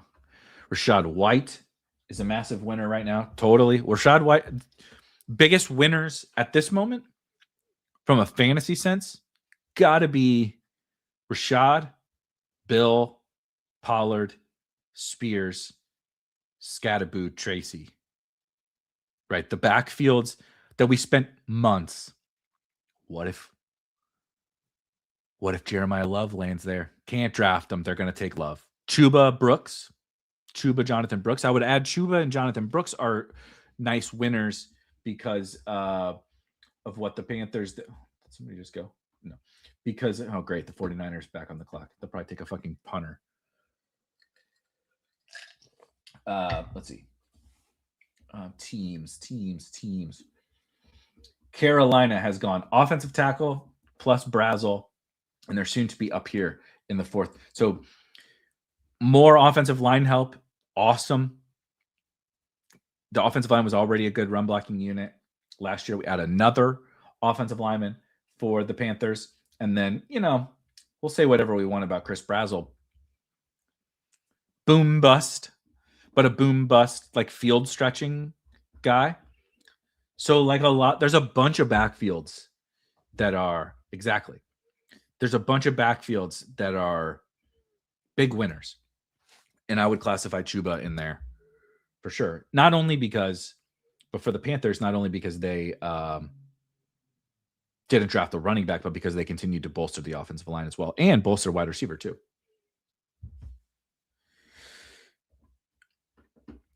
Jonathan Brooks could 100% be this year's Rico. I don't see what people see in Chuba. He's Rachaad White 2.0. I mean, Chuba has had.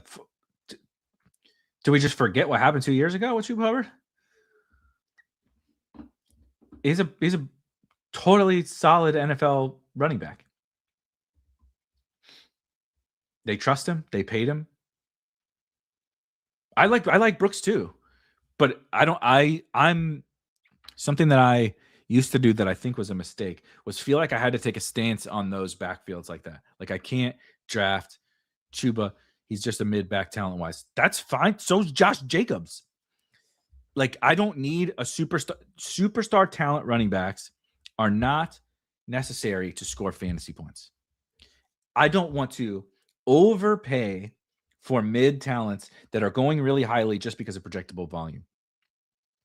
But when I can get them at a discount, which I thought I was getting with Tyler Algier, which I was not, but I'm getting with Chuba Hubbard. We got with Tony Pollard, right? We're getting with Rachaad White right now. Nobody likes Rachaad White. Genuinely nobody likes Rachaad White. Rachaad White's mother would not draft him on her own fantasy team. So we get him at such a crazy discount. Now, guess what? He stinks as a runner. He's terrible. He's one of the worst in the entire NFL. But he catches passes, and teams trust him. So, that profile scores fantasy points. Last year, Javonte Williams was the epitome of that. He is just a whatever runner. But teams trust him because he pass protects and he catches the football, and he's going to get what's blocked, right? He's going to run between the tackles, and he's going to run hard. He's not going to screw it. He's not going to make the running back coach mad because he misread the hole. And so I don't want to overpay for that profile. The worst picks you can make are overpaying for that profile, but the best picks you can make are actually when everyone else says that profile is not worth drafting. And I think that's what Chuba is this year.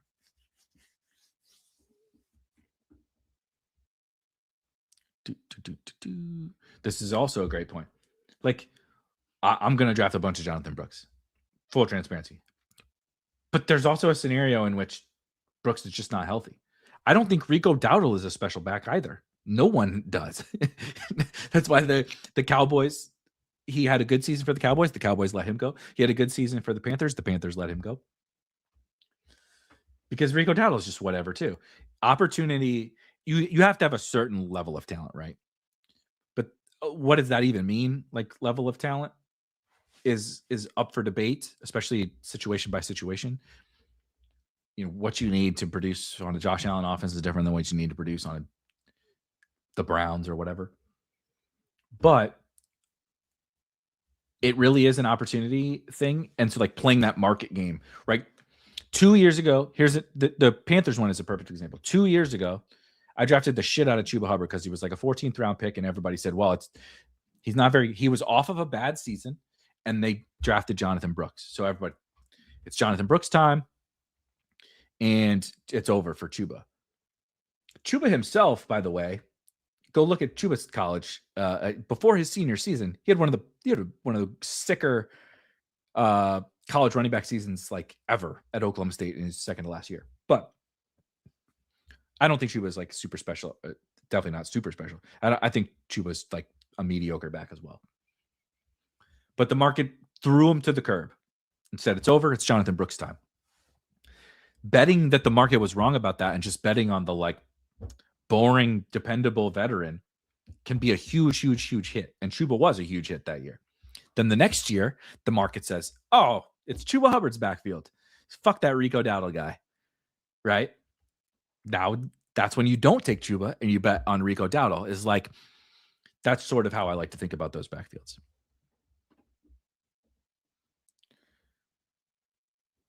Eighth round, isn't eighth round and later past the historical dead zone? Yeah.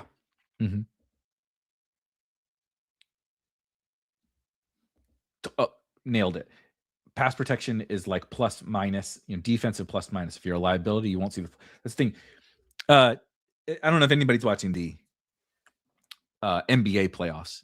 We just had a conversation again in the Discord. I'm a huge NBA fan and just a huge basketball fan. I mean, I'm wearing a SLU basketball shirt right now. Go Bills.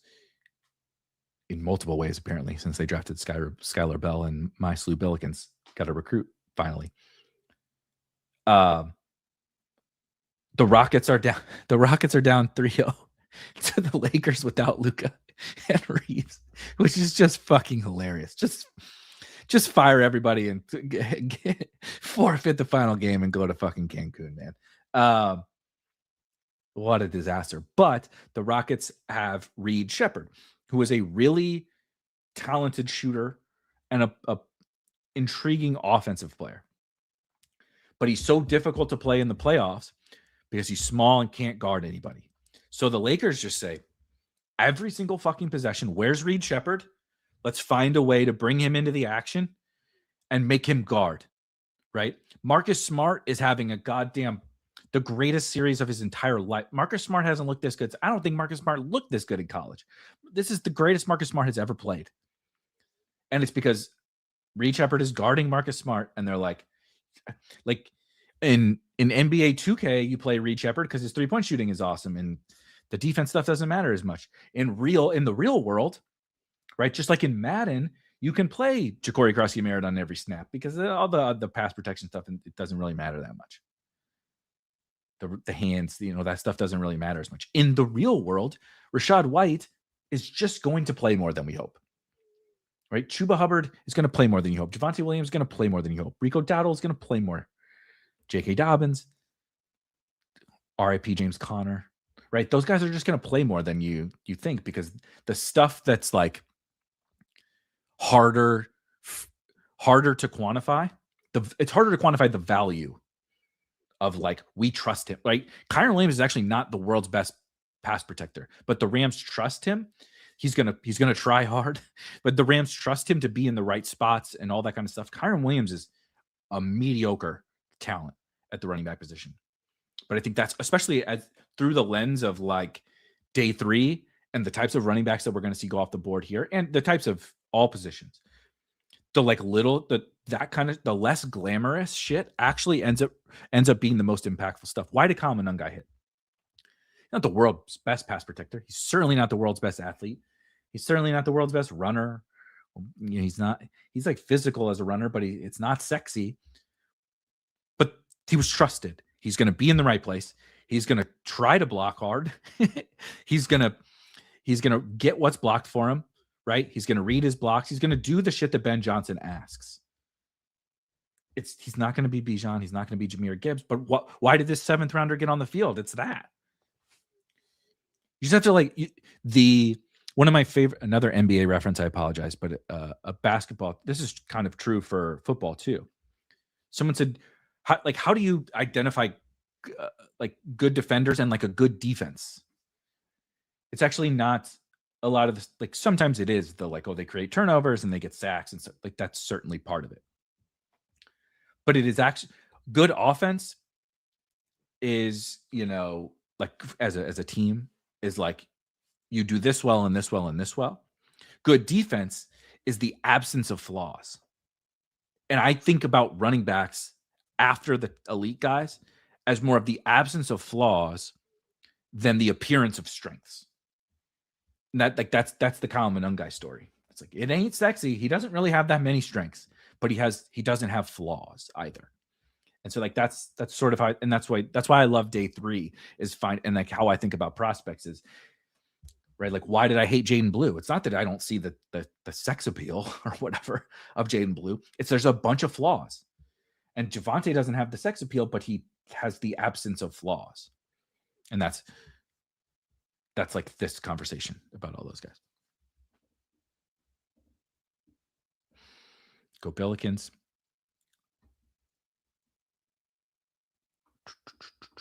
Taj Brooks. Is Taj Brooks a winner so far? Is Chase Brown going to get 300 touches again? Probably. But yes, Taj Brooks is a winner. I just assume they're going to run it back. Obviously, they traded for what's the fucking Giants? Dexter Lawrence. Safety for. I have an odd obsession with the Los Angeles Chargers, so I'm tracking their picks closely. I mean, I don't know anything about Genesis Smith, but it's got a cool name, so it can't be bad. I expect the Bengals just to run it back with Brown, Pirine, and Taj Brooks. So it's not a negative. It's not like some huge positive either, but it's, dare I say, it could be worse. So much of this is GM's obsession with draft grade. I'm convinced the first GM that can completely ignore draft pick anchoring wins all the championships. I like that. That's interesting. There was another comment. It's Todd taking Brooks and Chuba, taking Chuba and Brooks together in the same, like on the same team, right? The same best ball team. If the cost stays the same and they don't add anyone else, is a really good idea. I don't think the cost is going to stay the same. I think it's going to rise, but I don't think it's going to. We're not going to have a runaway train on our hands. I think it'll be all right. And I very much like that. It might be my favorite. Well, the Tennessee, but it's the same idea that if the post-draft cost doesn't run away from us on the Titans, right? Those Titans, Panthers, Commanders. If the post-draft cost does not run away from us on those, I think buying those backfields they're the most appealing ones. And I will be doing it.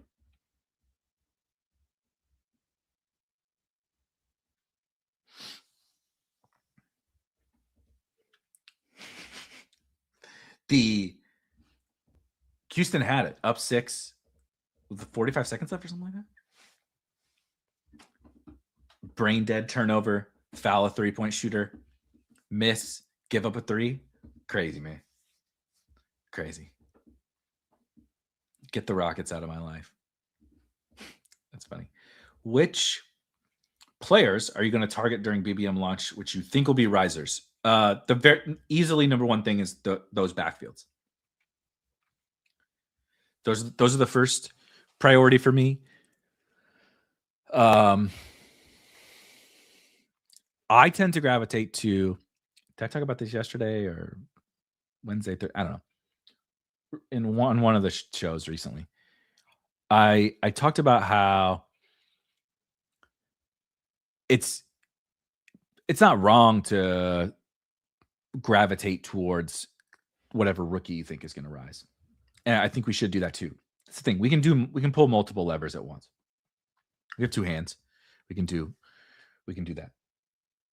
I tend to personally look towards these like, okay, which veterans, and I think specifically this year with the weakness of the rookie class and the weakness of the rookie landing spots, that the ones that got good landing spots are going to be really the ones that everybody's reaching for. And so I want to focus more on the veterans who have benefited from the draft as opposed to the rookies who are the shiny new toys. I want to move to the island of misfit toys, right? Tony Pollard and Tyjae Spears and Rashad White and whatever, because once the dust settles, we'll get to June, July, August, September, and everybody be like, I got the starting running back on, or I bought the Titans backfield or I bought the Panthers backfield for whatever, super cheap. I got 50% of the Titans backfield Tyjae Spears at pick 160 or whatever. Like, that's absurd. Whereas there's going to be rookie risers, but I kind of want to wait and see a little more on how the summer goes for some of the rookie risers. Feels like Breece Hall is a winner for sure. The Jets backfield, I think all three of them, depending, Breece, but whether you prefer Braylon or Isaiah Davis, I think they're all winners. No sexiness, no flaws. A Kyron Williams story. It really, really is. It really is. Jaden Blue, he's a big winner too, right? I still don't think he's the backup, but that's just me speculating. But certainly more of a winner than a loser. They haven't drafted any running backs, so I would agree. I would definitely agree. Justice Hill, got to be careful. The Ravens are currently on the clock. We got to be careful. But Justice Hill, definitely happy to have taken a little bit of last round Justice Hill in my small amount of teams pre-draft. That's a good one. That's another good one for like, what's a guy? Because it's easy to seek the instant gratification, right? It's the social media, it's the TikTokification or whatever we want to call it of like our best ball brain. We want the instant gratification. We want the like, Omar Cooper doesn't have an ADP and I got him in the 16th round. And, it's like, you want that. You want to be able to run to screenshot and everybody's like, what a screaming fucking value. Oh my God. I can't believe you were in such a stupid room. And that's fine. But some of the best ones will be the ones that you actually don't have to like play chicken with. It's like Justice Hill is going to be a last round pick. And by the time everybody figures out that the backup to Derrick Henry in this kind of new modern Ravens offense isn't like maybe not even being drafted in most drafts, it's gonna rise and people are gonna get hip to it. And like a lot of times that's the stuff, right? It's like Tyjae Spears going, oh no, they took a tight end. All the kind words I said about the Ravens moving away from the tight ends. They took the second best tight end on SMU. God damn it. I don't love that one. But what can you do? They're investing in the offense. We'll spin it. We'll spin zone this. I don't love that one, but that's okay. It's just a shitty fourth round. Shitty fourth round tight end. Got to get your new Charlie Kohler. No, he's not a blocker like Kohler. He's really Hibner is really a receiver. So there's spin zone. This is not even dollar store Dalton Kincaid. This is fucking Make-A-Wish Dalton Kincaid. Right? This is like 1877 cars for kids Dalton Kincaid. Matthew Hibner.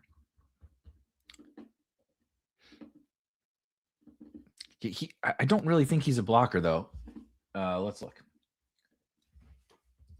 SMU didn't. Let's see. I could absolutely be wrong. Pass block? No, I don't want receiving. I want blocking. Let's see. He graded well as a run blocker. Okay. He graded well as. Oh no, he didn't. 60. So okay. So 2024. Oh, I was reading pass blocking, and he's a kind of mid run blocker. This is just PFF, so it's not everything. But he's pretty mid blocker.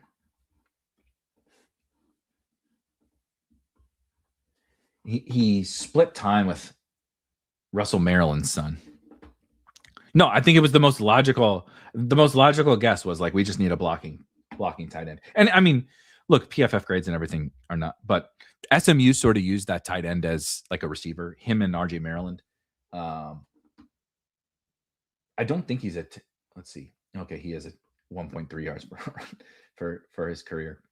He flashed a little bit more than that. Anyway, I don't like it. I don't like it, whether it was a blocking tight end or not. But what do I know? What do I know? Dare I say, They could have picked worse.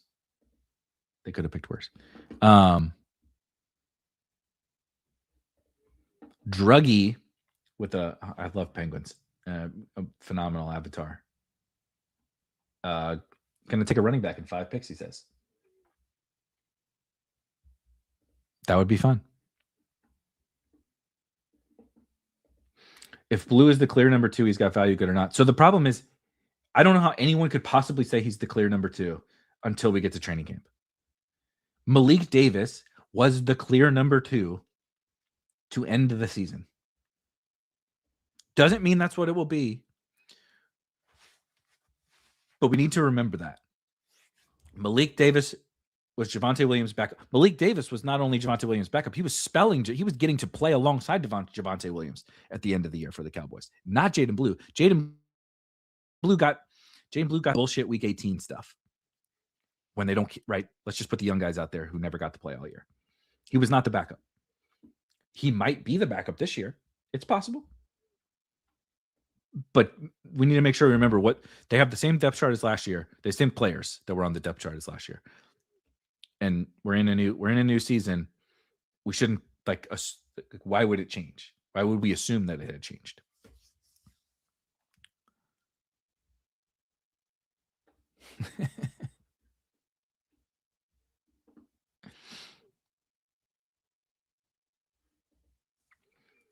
I still don't understand Braylon Allen. I have him as my 6th running back in 40% of drafts. Such an elite handcuff. I like Braylon as well. I believe Braylon, youngest. I'm pretty positive. Fucking stat muse. Yeah. So Braylon was 21 last year. 21 years old. By the way, this is why Colson Loveland is going to be a superstar. He did all that shit at 21 years old. Who else is 20? Fannin, also superstar, 21 years old. Dylan Sampson, Jordan James, the aforementioned Jaden Blue. Let's shout out Jaden Blue, making an appearance on the list. But I always think about the difference between Braylon Allen and all these guys. Braylon Allen was in year 2. Braylon Allen was 21 years old in his 2nd year in the NFL. So, yeah, sign me up. How old is Isaiah Davis? 24. Isaiah Davis, 24 years old. So yeah, you can give me Braylon.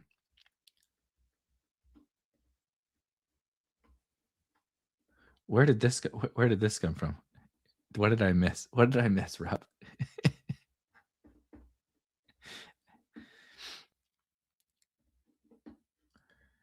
That I don't know, but it sounds very much like the Cowboys, the way they talk about Jaden Blue. I mean, do you remember when he wore the fancy cleats to practice and got blisters and stuff on his feet? That's the Jaden Blue story. I wore uncomfortable cleats and got blisters. How I ended up in the UFL, the Jaden Blue story.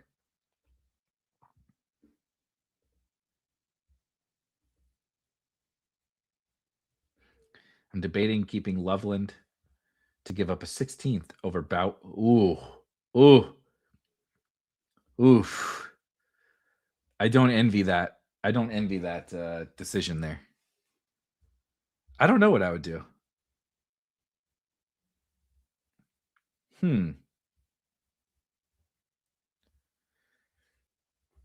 That's a great question. Yeah, it's the Gucci cleats. Thank you.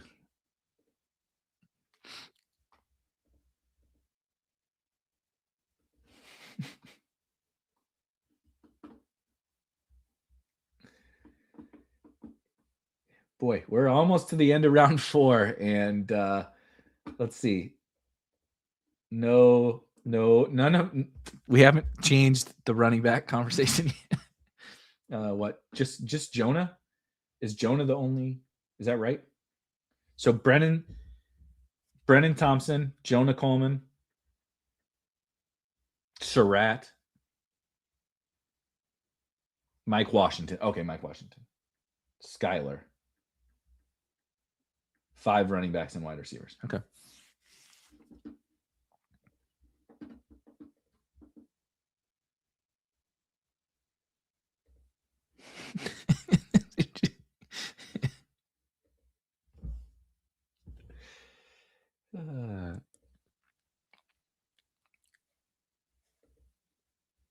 Oh yeah. Thank you, Steve. I forgot the white Iowa kick returner that the Steelers just fucking had to have in the 4th round. It was the Steelers, right?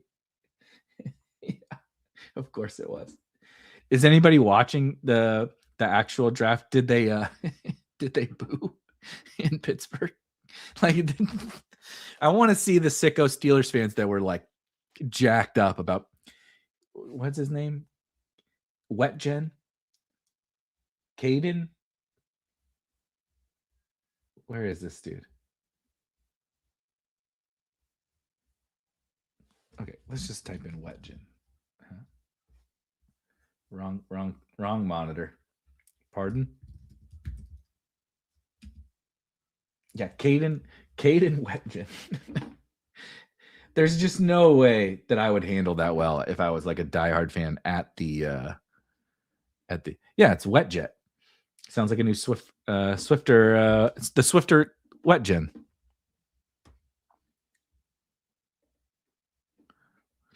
What is it on? NFL Network, I assume.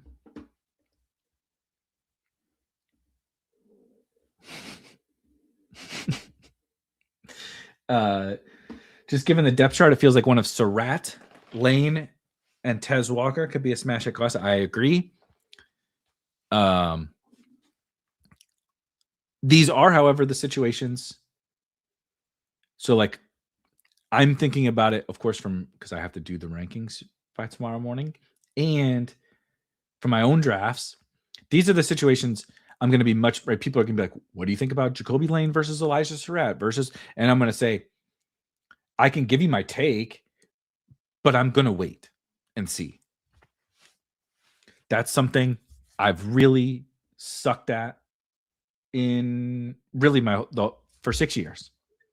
I think I got better last year, but for 6 years, I have really done a piss poor job of figuring out what kind of risks on those deep down the depth chart guys to take. And when I draft tomorrow, I'm still going to screw it up. Guaranteed. But I'm trying to, the first step to recovery is admitting that you have a problem, right? And I have a problem with taking too big of swings on too big of long shots and too much uncertainty at the end of drafts on fucking April 26th. And that's something I'm trying to fix about my game. So that's one of those situations. Like, I just don't feel the need. I don't think the potential payoff is so, like, other than being able to brag that I drafted Elijah Surratt in April to people, like, I don't think the payoff is so big. Like, I'm getting the wide receiver 3. Ooh. Okay, we'll talk about Bryce Lance. I'm getting the wide receiver 3 on the Ravens in round 20. Like, cool. Sick, dude. He might go in round 18 in August. Like, who gives a fuck? You know what I mean? But the downside is you just drafted a stone cold 0. So before we talk about Bryce Lance, that's fun. The Saints, we'll talk about it in a second, happen to have a little inside information that our good friends at Drafters are launching their best ball tournament tomorrow around lunchtime. Right now, I have a stream scheduled for 1 Eastern tomorrow, where we're going to kick off the 2026 best ball season.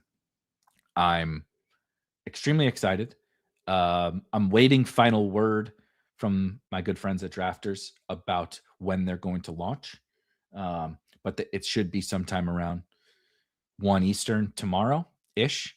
And I will go live pretty much as soon as the contest launches, and we'll draft some fucking 2026 teams tomorrow if you would like to come hang out and join. That being said, Bryce Lance to the Saints. Yeah, I get it. Is Vele just dead now? No. Vele is the wide receiver 3 on the Saints. But I think this is really fun for the Saints offense and for Tyler Shuck. Bryce Lance is a developmental prospect that has a long way to go. I think he has an enticing ceiling and particularly fun, like field stretching ability for an NFL offense. Bryce Lance is not stepping in. He's basically had one college season at North Dakota State. Not sure if we all recall his brother. That didn't go so well. Different position, nonetheless. It was not great. I think it's going to take some time for Bryce Lance to be anything. I mean, if you drafted Mason Tipton, you can go ahead and put those teams in the trash, but they were probably already there. Yeah, it's a dynasty thing, and like let's follow training camp and see how he's doing. But also like from a stylistic perspective, Vele is at his best out of the slot. So I think you're going to get Jordan Tyson and Chris Olave as your outside wide receivers with Devon Vele in the slot and Juwan Johnson at tight end. Yeah, he'll play like a little, right? Maybe if Lance doesn't suck, he'll get a, every once in a while, let's go run this. Like Tutu did this right? He would be like, Tutu ran 4 routes today, but he caught a 60-yard touchdown or whatever. Like that kind of stuff. Yeah, Shaheed, before Shaheed became a better NFL wide receiver, like go out there, go run a couple deep balls, right? We'll call a play action pass for you or something like that. But I don't think he's going to. And I don't think they want to play Tyson in the slot. I don't think they want to play Olave in the slot. And I think Vele fits best there. And I think just like stylistically between the 3 guys, I actually think it's a pretty good fit. I mean, as good of a fit as Devon Vele can be on any team. But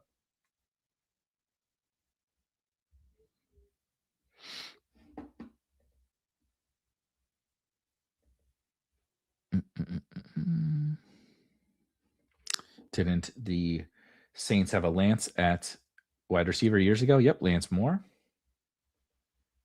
Professional receiver, Lance Moore. Puka Kyron put everyone's mind in a blender. You're going to have top 5 wide receivers in the 18th round once every 10 years, maybe. Yeah, that is true. I would be very happy. At this point, I'll probably exactly what I was going to say. I just want to see someone take Emmett at this point. I don't really care who it is. No, okay, I don't want the Niners to take Emmett. I'll say that. How about that? Anyone but the Niners. Because what are we? The Niners are their own worst enemy. They have on-field schematics, right? Game planning, play calling, all of that stuff. One of the best in the league. That's what Shanny is. That's what their organization really does well. Obviously, they've collected some high-end talent. The roster construction and specifically the draft are the reason the 49ers have underwhelmed during this. Obviously Jimmy G held him back. So they draft Trey Lance because Jimmy G is holding them back. Obviously, Lance was a poor decision, as we've seen now. If they really wanted Mac Jones, they should have just taken Mac Jones. But they luck box, shout out to Hacker in the Discord said, they luck box Brock Purdy. Like it'd be easy to say, oh, well, they identified Brock Purdy. It's like, yeah, at the last pick of the fucking NFL draft, they didn't identify him. If they identified him, they would have taken him much sooner. They got lucky with Brock Purdy. I mean, props to them for taking him. They deserve some form of credit, but how much credit do you really get for taking a guy with the last pick in the NFL draft? The reason you took him was just so that you didn't have to bid on him as a UDFA. And he turns into an awesome NFL quarterback. Completely saves their bacon. Cowboys go edge. Completely saves their bacon. Brock Purdy does. And then they proceed to like make mistake after mistake after mistake in their roster construction and specifically in the draft. Just awful. Wasting picks every year. Not only wasting picks on positions they don't need, but bad players. It would be easy to say, well, they took best player available, right? That's always the easy cop out. It's always like, well, what was he supposed to say? It's like, well, sure. If you straw man it up, there ain't nothing I can do to argue with you. Because, well, that was their best player available. Well, then maybe their fucking process needs to change because they haven't drafted the best player ever at any of these picks for a long time. And they keep taking positions that they don't need. Now, the offensive line isn't very good. They have like the worst pass rush in the NFL. The receivers are pretty good now, but it's pretty fucking fragile. And then they spent a top of the second round pick on another wide receiver who was massively overdrafted and wasn't very good in college. They have one of the worst defenses in the NFL. They went from one of the best defenses in the NFL because of how good they drafted for such a stretch to one of the worst because of their asset management is horrible by the Niners. So they've completely ruined the prime years of Brock Purdy at a super cheap price, the prime years of George Kittle, right? The remaining good years of Christian McCaffrey, the remaining good years of Trent Williams. They ruined all of that. They're about to be in the fucking tank because you ain't winning with Purdy on a huge contract. Not with the way they built this roster. You know, they'll never be horrible because Purdy's good enough and Shanny is a fucking wizard. But like, they're holding this thing together with pixie sticks and bubble gum, man. It is bleak in San Francisco. But it's like it's total hubris, right? Ricky Pearsall, fine. He's fine. Was he the best player available? Nope. Was Stribling? Were any of the running backs the best player available that they drafted? Should they have traded the farm for Trey Lance? Nope. Like, I don't know what they're doing.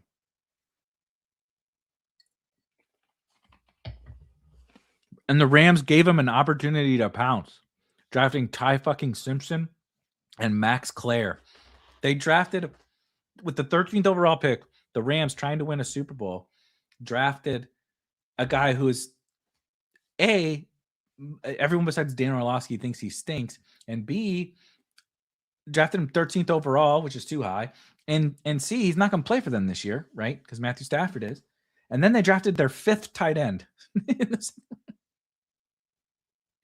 Rams are trying to – the Seahawks bloggers and reporters and stuff like that were celebrating the Rams picks.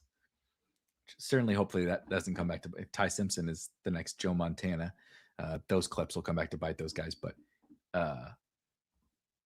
anyway, I don't know. I don't know what's going on in the West. The Cardinals, the Cardinals, the Rams, and the Niners. The Seahawks are over there just like smoking cigars for 3 straight days because no one knows what the other teams in the West are doing. It's nonsense. It automatically flipped over to round 5. Who went with the last? Why did it flip over? Ephesians, Prysock. At least they took a corner. Ephesians, huh? Let's see. Please, Lord, don't let Emmett to the Commanders. Well, Emmett, there's one more pick in the 4th. Otherwise, we're into round 5 with. We thought we were going to get more running backs and wide receivers. It is not happening. We got some, right? But I really thought round 4 might be littered with some of the backs. Boy, was I wrong. Even worse class. This is somehow an even worse class than we all thought it was going to be, which is pretty crazy because the consensus was just terrible.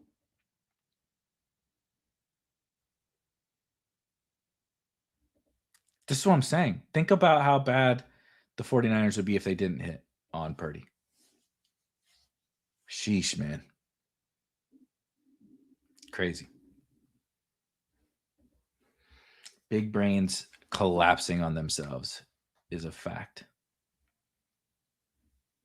A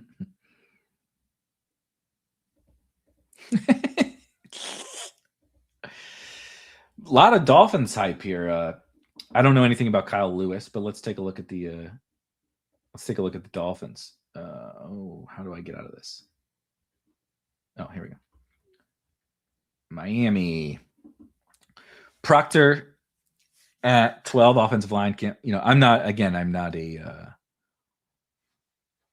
a offensive line wizard, so I can. But Chris Johnson was pretty universally applauded, I believe, at corner. So I mean, getting an offensive tackle and a corner in round one as a rebuilding team seems good. Jacob Rodriguez, at least I knew him a little bit. I don't know if that's good value. I don't.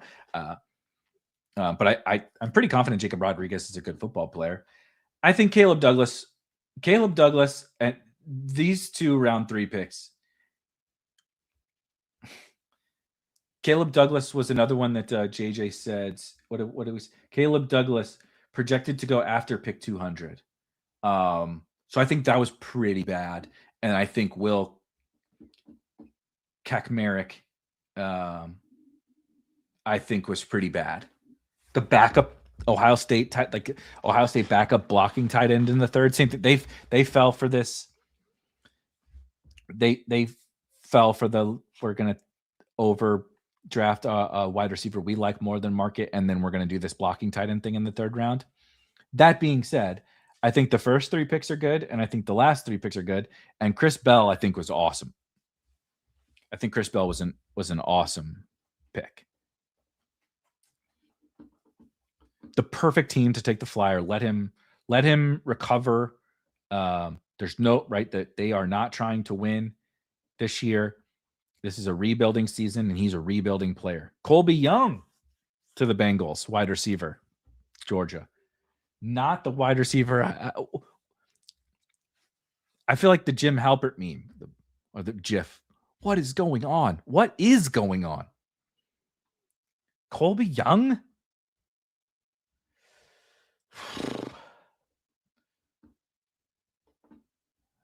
We're into round 5. There you go. If you just swap their day 2 and day 3 picks, it makes a lot more sense. Exactly. Chris Bell to the moon. If we don't get Emmett in round 5, you really have to start wondering. Yeah, I mean, look at these. Look at the running backs. It's all the same top running backs we said before, for the most part, besides Jonah and Mike Washington. It's looking rough. It's looking rough for the rookie running back class. 6'5" wide receiver. Yeah, Colby Young's big. We can take a look at Colby Young.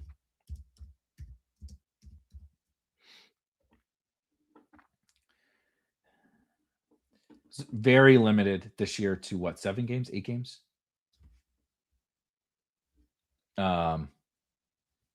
Looked like he was going to have an okay year to start the year. Obviously got banged up. But was not very good in 3 years prior. Hold on, let me move my dome out of the way. In 3 years prior, we're talking about a guy, a total of 116 catches over 4 years. It was nice that he got on the field early at Miami, so that's a positive. He's a big downfield field stretcher on the outside. It's about all the positives I can say about him.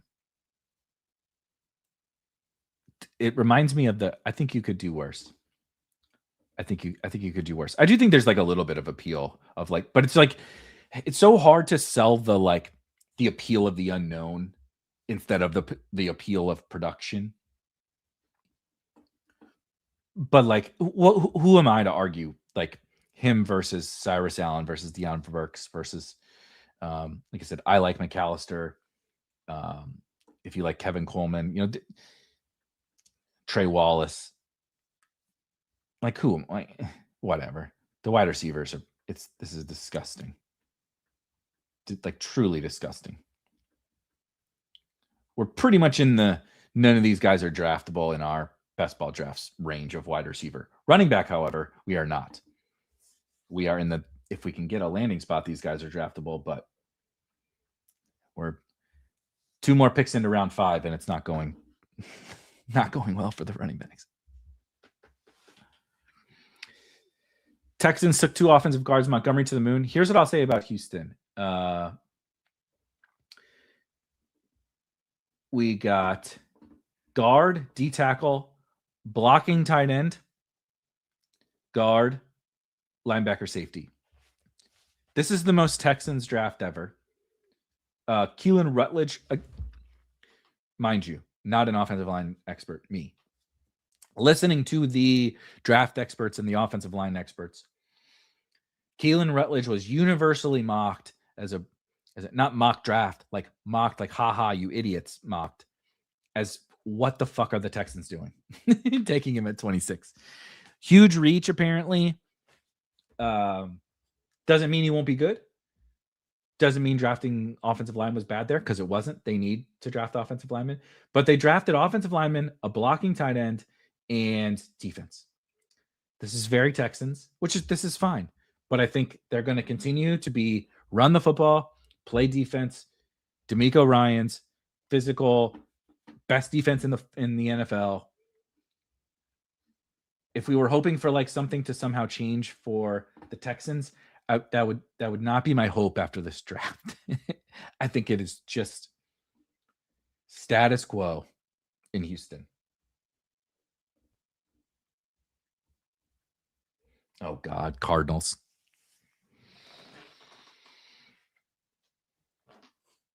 The fucking Cardinals. Oh.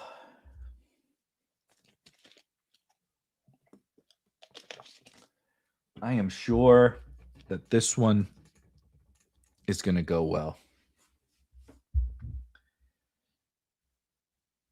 Yeah, wow. 3 Browns picks in the first 9. 4 Browns picks in the first 12. The Browns, 4 picks here.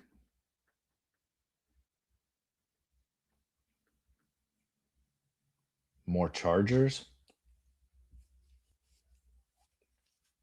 Oh, and we got to see through. We got to at least see through the Commanders and Browns stuff going on here. Not a ton of appealing running back spots, though. Vikings, but obviously Commanders. I think Browns would be. I mean, it's not really appealing, but would give us Dylan Sampson versus insert running back debates.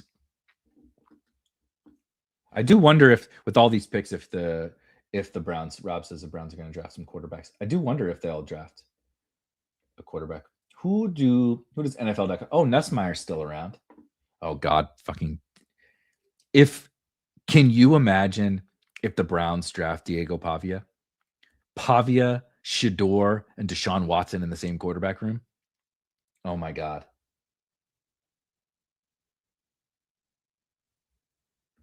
That would be truly insane.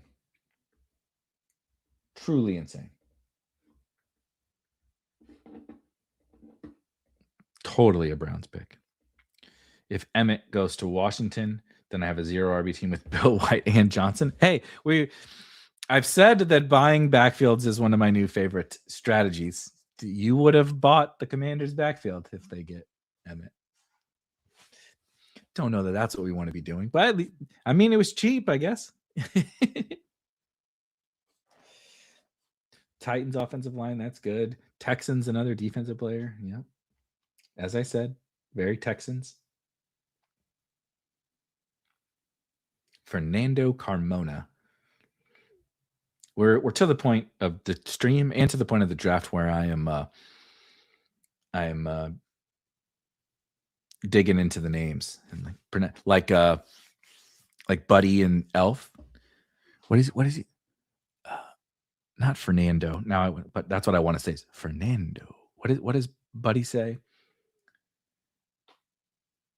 I forget the name that Buddy the Elf says. Fernando. Diego.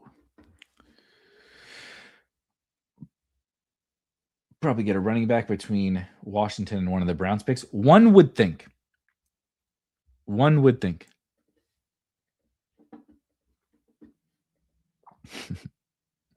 What's the I don't have the Pistons game on. What's the score? Oh, uh-oh. Pistons down at halftime again. Boy, Jalen Duren has been bad in that series, huh? Suggs has been awesome. Oh, but 3 fouls. It's a tough scene for the Pistons. For fuck's sake, Arizona's pick's been in for 10 minutes. This is so Cardinals.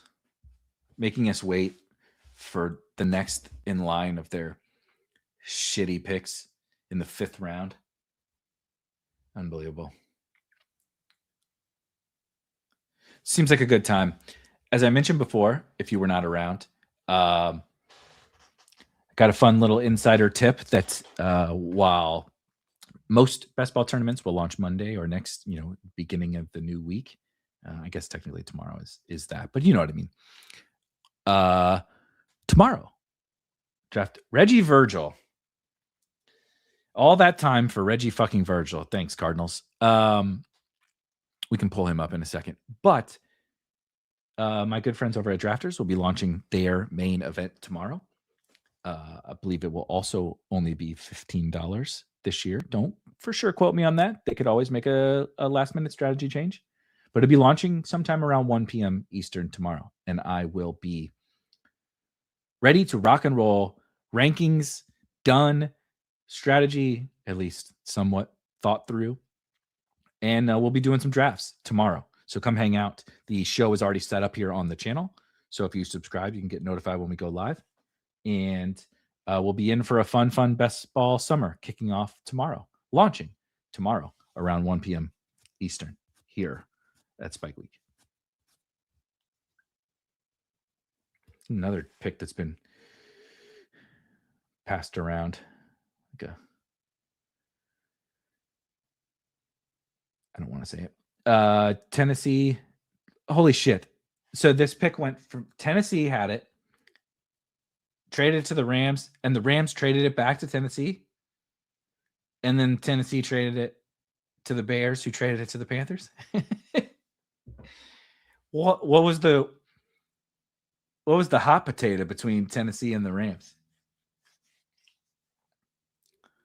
That's really funny.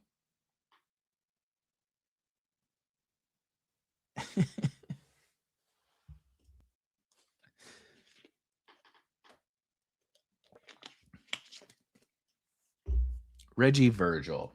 It's a little bit of a shocker as well. I shouldn't say shocker. It's the 5th round. And there are no good wide receivers left, really. I love that they have him. So 3 years at Miami of Ohio. 1 decent season in Miami of Ohio. Last year, he did pop up for a couple of games that I thought were interesting. No, I lied. It wasn't particularly fun. Yeah. Some of it not entirely his fault. Baron Morton hurt again for Texas Tech last year. Just constantly banged up. Obviously, they had a super elite defense and leaned into that a good clip, but used their running backs a lot. Spread it out on offense. But again, this is like Caleb Douglas in the 3rd round on this offense, Reggie Virgil in the 5th. I don't see it. Panthers apparently go center. So that is teams. What did we say Carolina did? Yeah, Carolina. Offensive tackle, wide receiver, center. So 2 offensive linemen plus a wide receiver. D tackle corner, obviously, for Carolina. Definitely agree. Wheels up, Chuba. Oh, and defensive tackle for our what have our Chargers been doing here? Let's look at the full class. Edge, center, Brendan Thompson. Offensive tackle, safety, defensive tackle. I like it. A war on the trenches. Edge plus defensive tackle, 2 offensive linemen, and then Genesis and the speed demon, Brendan Thompson. Again, I don't ask me about most of the defenders outside of the top guys. Not my area of expertise, but all right. Browns pick is in. Commanders on the clock. Let's see. Let's see if we get one of our backs here in the next few picks. If the Browns have 4 picks in the next 1, 2, 3, 4, 5, 6, 7 picks. If the Browns don't take a running back and the Commanders don't take a running back,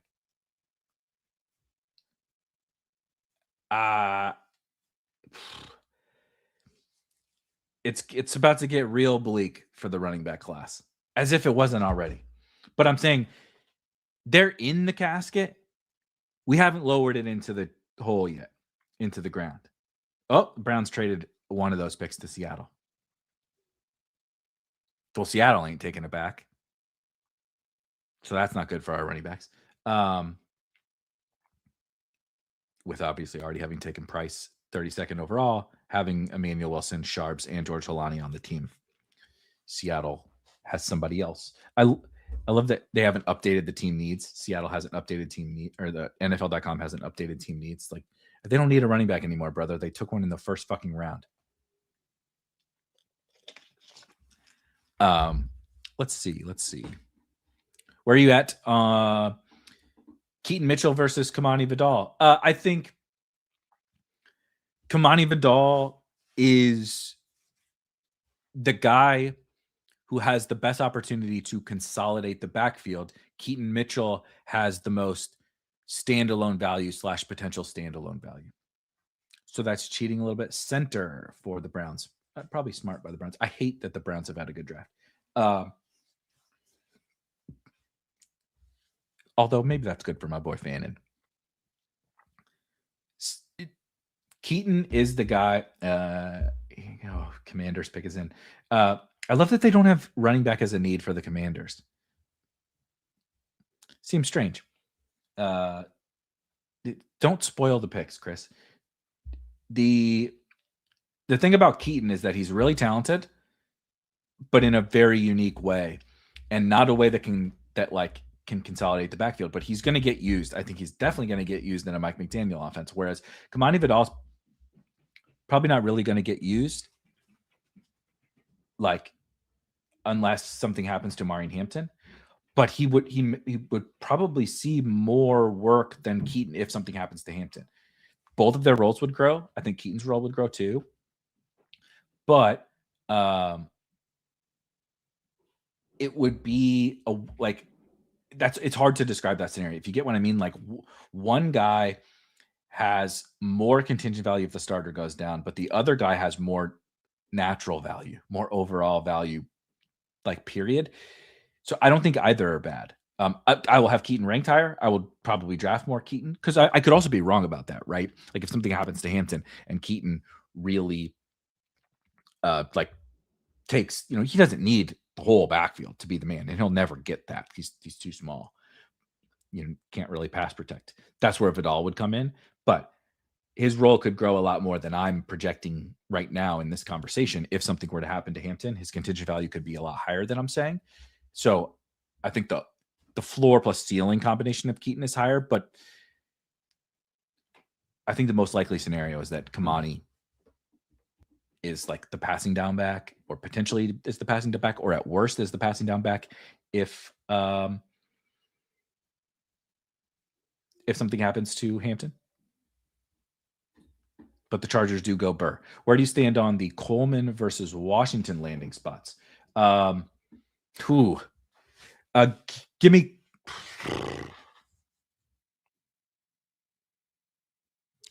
Coleman.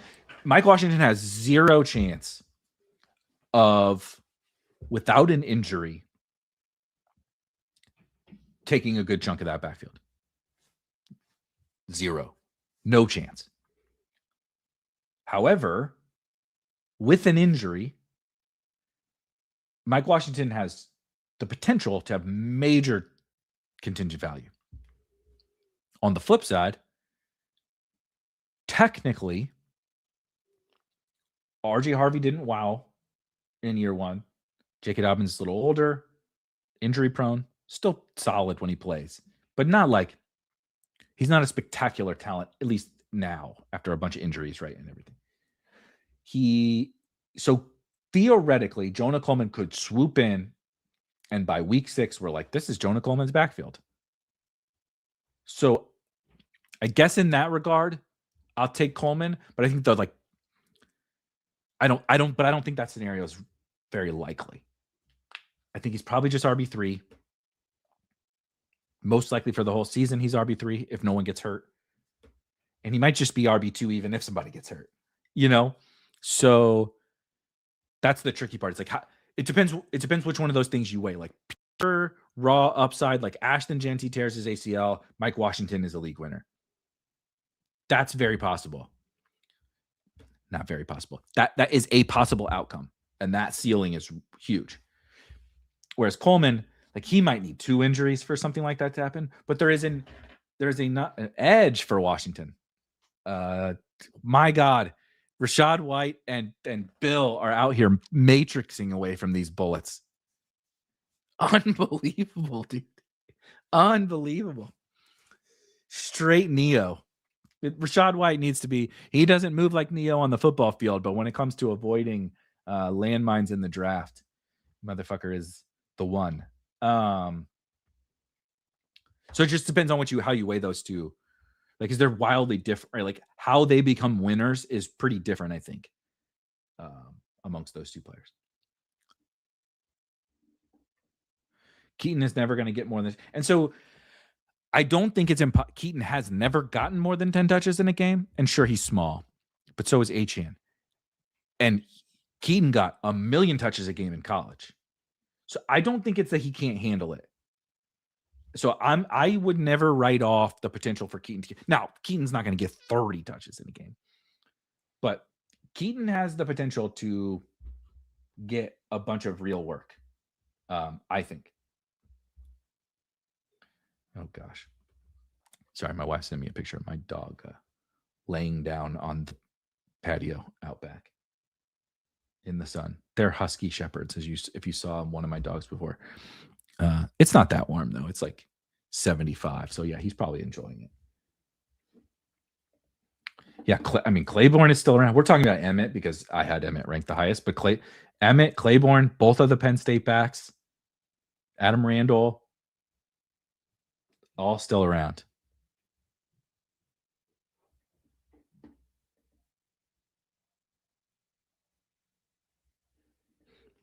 This is something that I talked about a lot, right? In the pre-draft cycle, Love could only go to one team. Price could only go to one team, right? And so the ADP for like 5 backfields was kept in check because of the Jeremiah Love risk, because of the Jadarian Price risk. And it's like, but there's only 1 or 2 of those guys, and there's going to be a bunch of backs that benefit from this. So, we didn't know it was going to be Tyler Algier, right? But like, whether it was the Giants, whether it was the Commanders, whether it was the Titans, whether it was the Cardinals, whether it was whoever, the Seahawks, these multiple 2, 3, 4, 5 of these different backfields were going to be huge hits. On any individual team, you might draft the wrong one, but on the next one, you might draft the right one, right? That's why we draft with the portfolio approach and just say, look, I don't know. I'm going to draft all those backfields. Some of my teams are going to look worse, and some of them are going to look a lot better after the draft.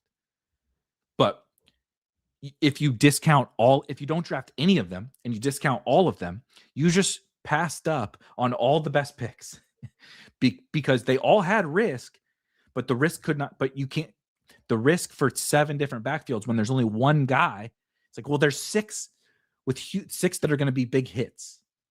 And so hat tip, I actually drafted more Rachaad White, and the Titans were my I drafted a bunch of Algier, so RIP me. But I didn't really think that it was real. Whoops. But yeah, the Titans were mine. I think Vidal was too good last year, filling in for Hampton to get sidelined by Keaton in Harbaugh's mind. Yeah, I think I would agree. I also don't think Keaton is just ever going to. I don't think they're going to keep Keaton on the field for everything. And Kamani actually does the stuff that Keaton doesn't do. So it's they're a pretty good combo. Guard for Seattle. All right, we'll see what Cleveland does. So they traded two picks, right? Is that right? Yeah, they had 4. They traded 2. Not many running back landing spots here, friends. Titans are up later. Vikings are up later. I guess a backup for JT is technically possible. More Browns picks. Ravens. Oof. This could get ugly for these running backs. This could get ugly.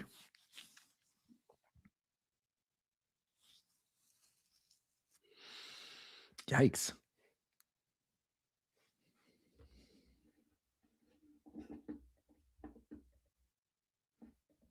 You love to see it.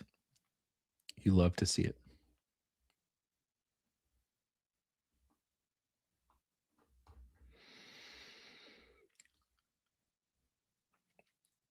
Just want to mention one more time for anybody that has joined. Oh, Justin Jefferson. That's hilarious. What a fitting name for us to end on here, because I'm going to be back tomorrow at around the same time, kicking off the best ball summer. Tournaments on Drafters launch tomorrow. We can talk tomorrow while we draft our very first 2026 NFL best ball teams. Chris, keep your questions for tomorrow. I'll have my rankings done. We can discuss. I can show some of my rankings as we draft teams and talk about some, what the hell has all happened the rest of the day today, and get into some of our strategies, some of the spots we're attacking now that the NFL draft is over. All of that good stuff. Thank you for hanging out. This was a ton of fun. Not a ton of fun for some of these running backs, I don't think. Not a ton of fun maybe for the fantasy outlook of the overall rookie class, but a ton of fun nonetheless. We'll definitely be doing it next year. And come join me tomorrow. And of course, for the rest of the summer, we're going to draft a bunch of best ball teams. Going to have a bunch of fun and hopefully win a bunch of money. Enjoy the rest of your weekend. I'll see you guys tomorrow. Peace.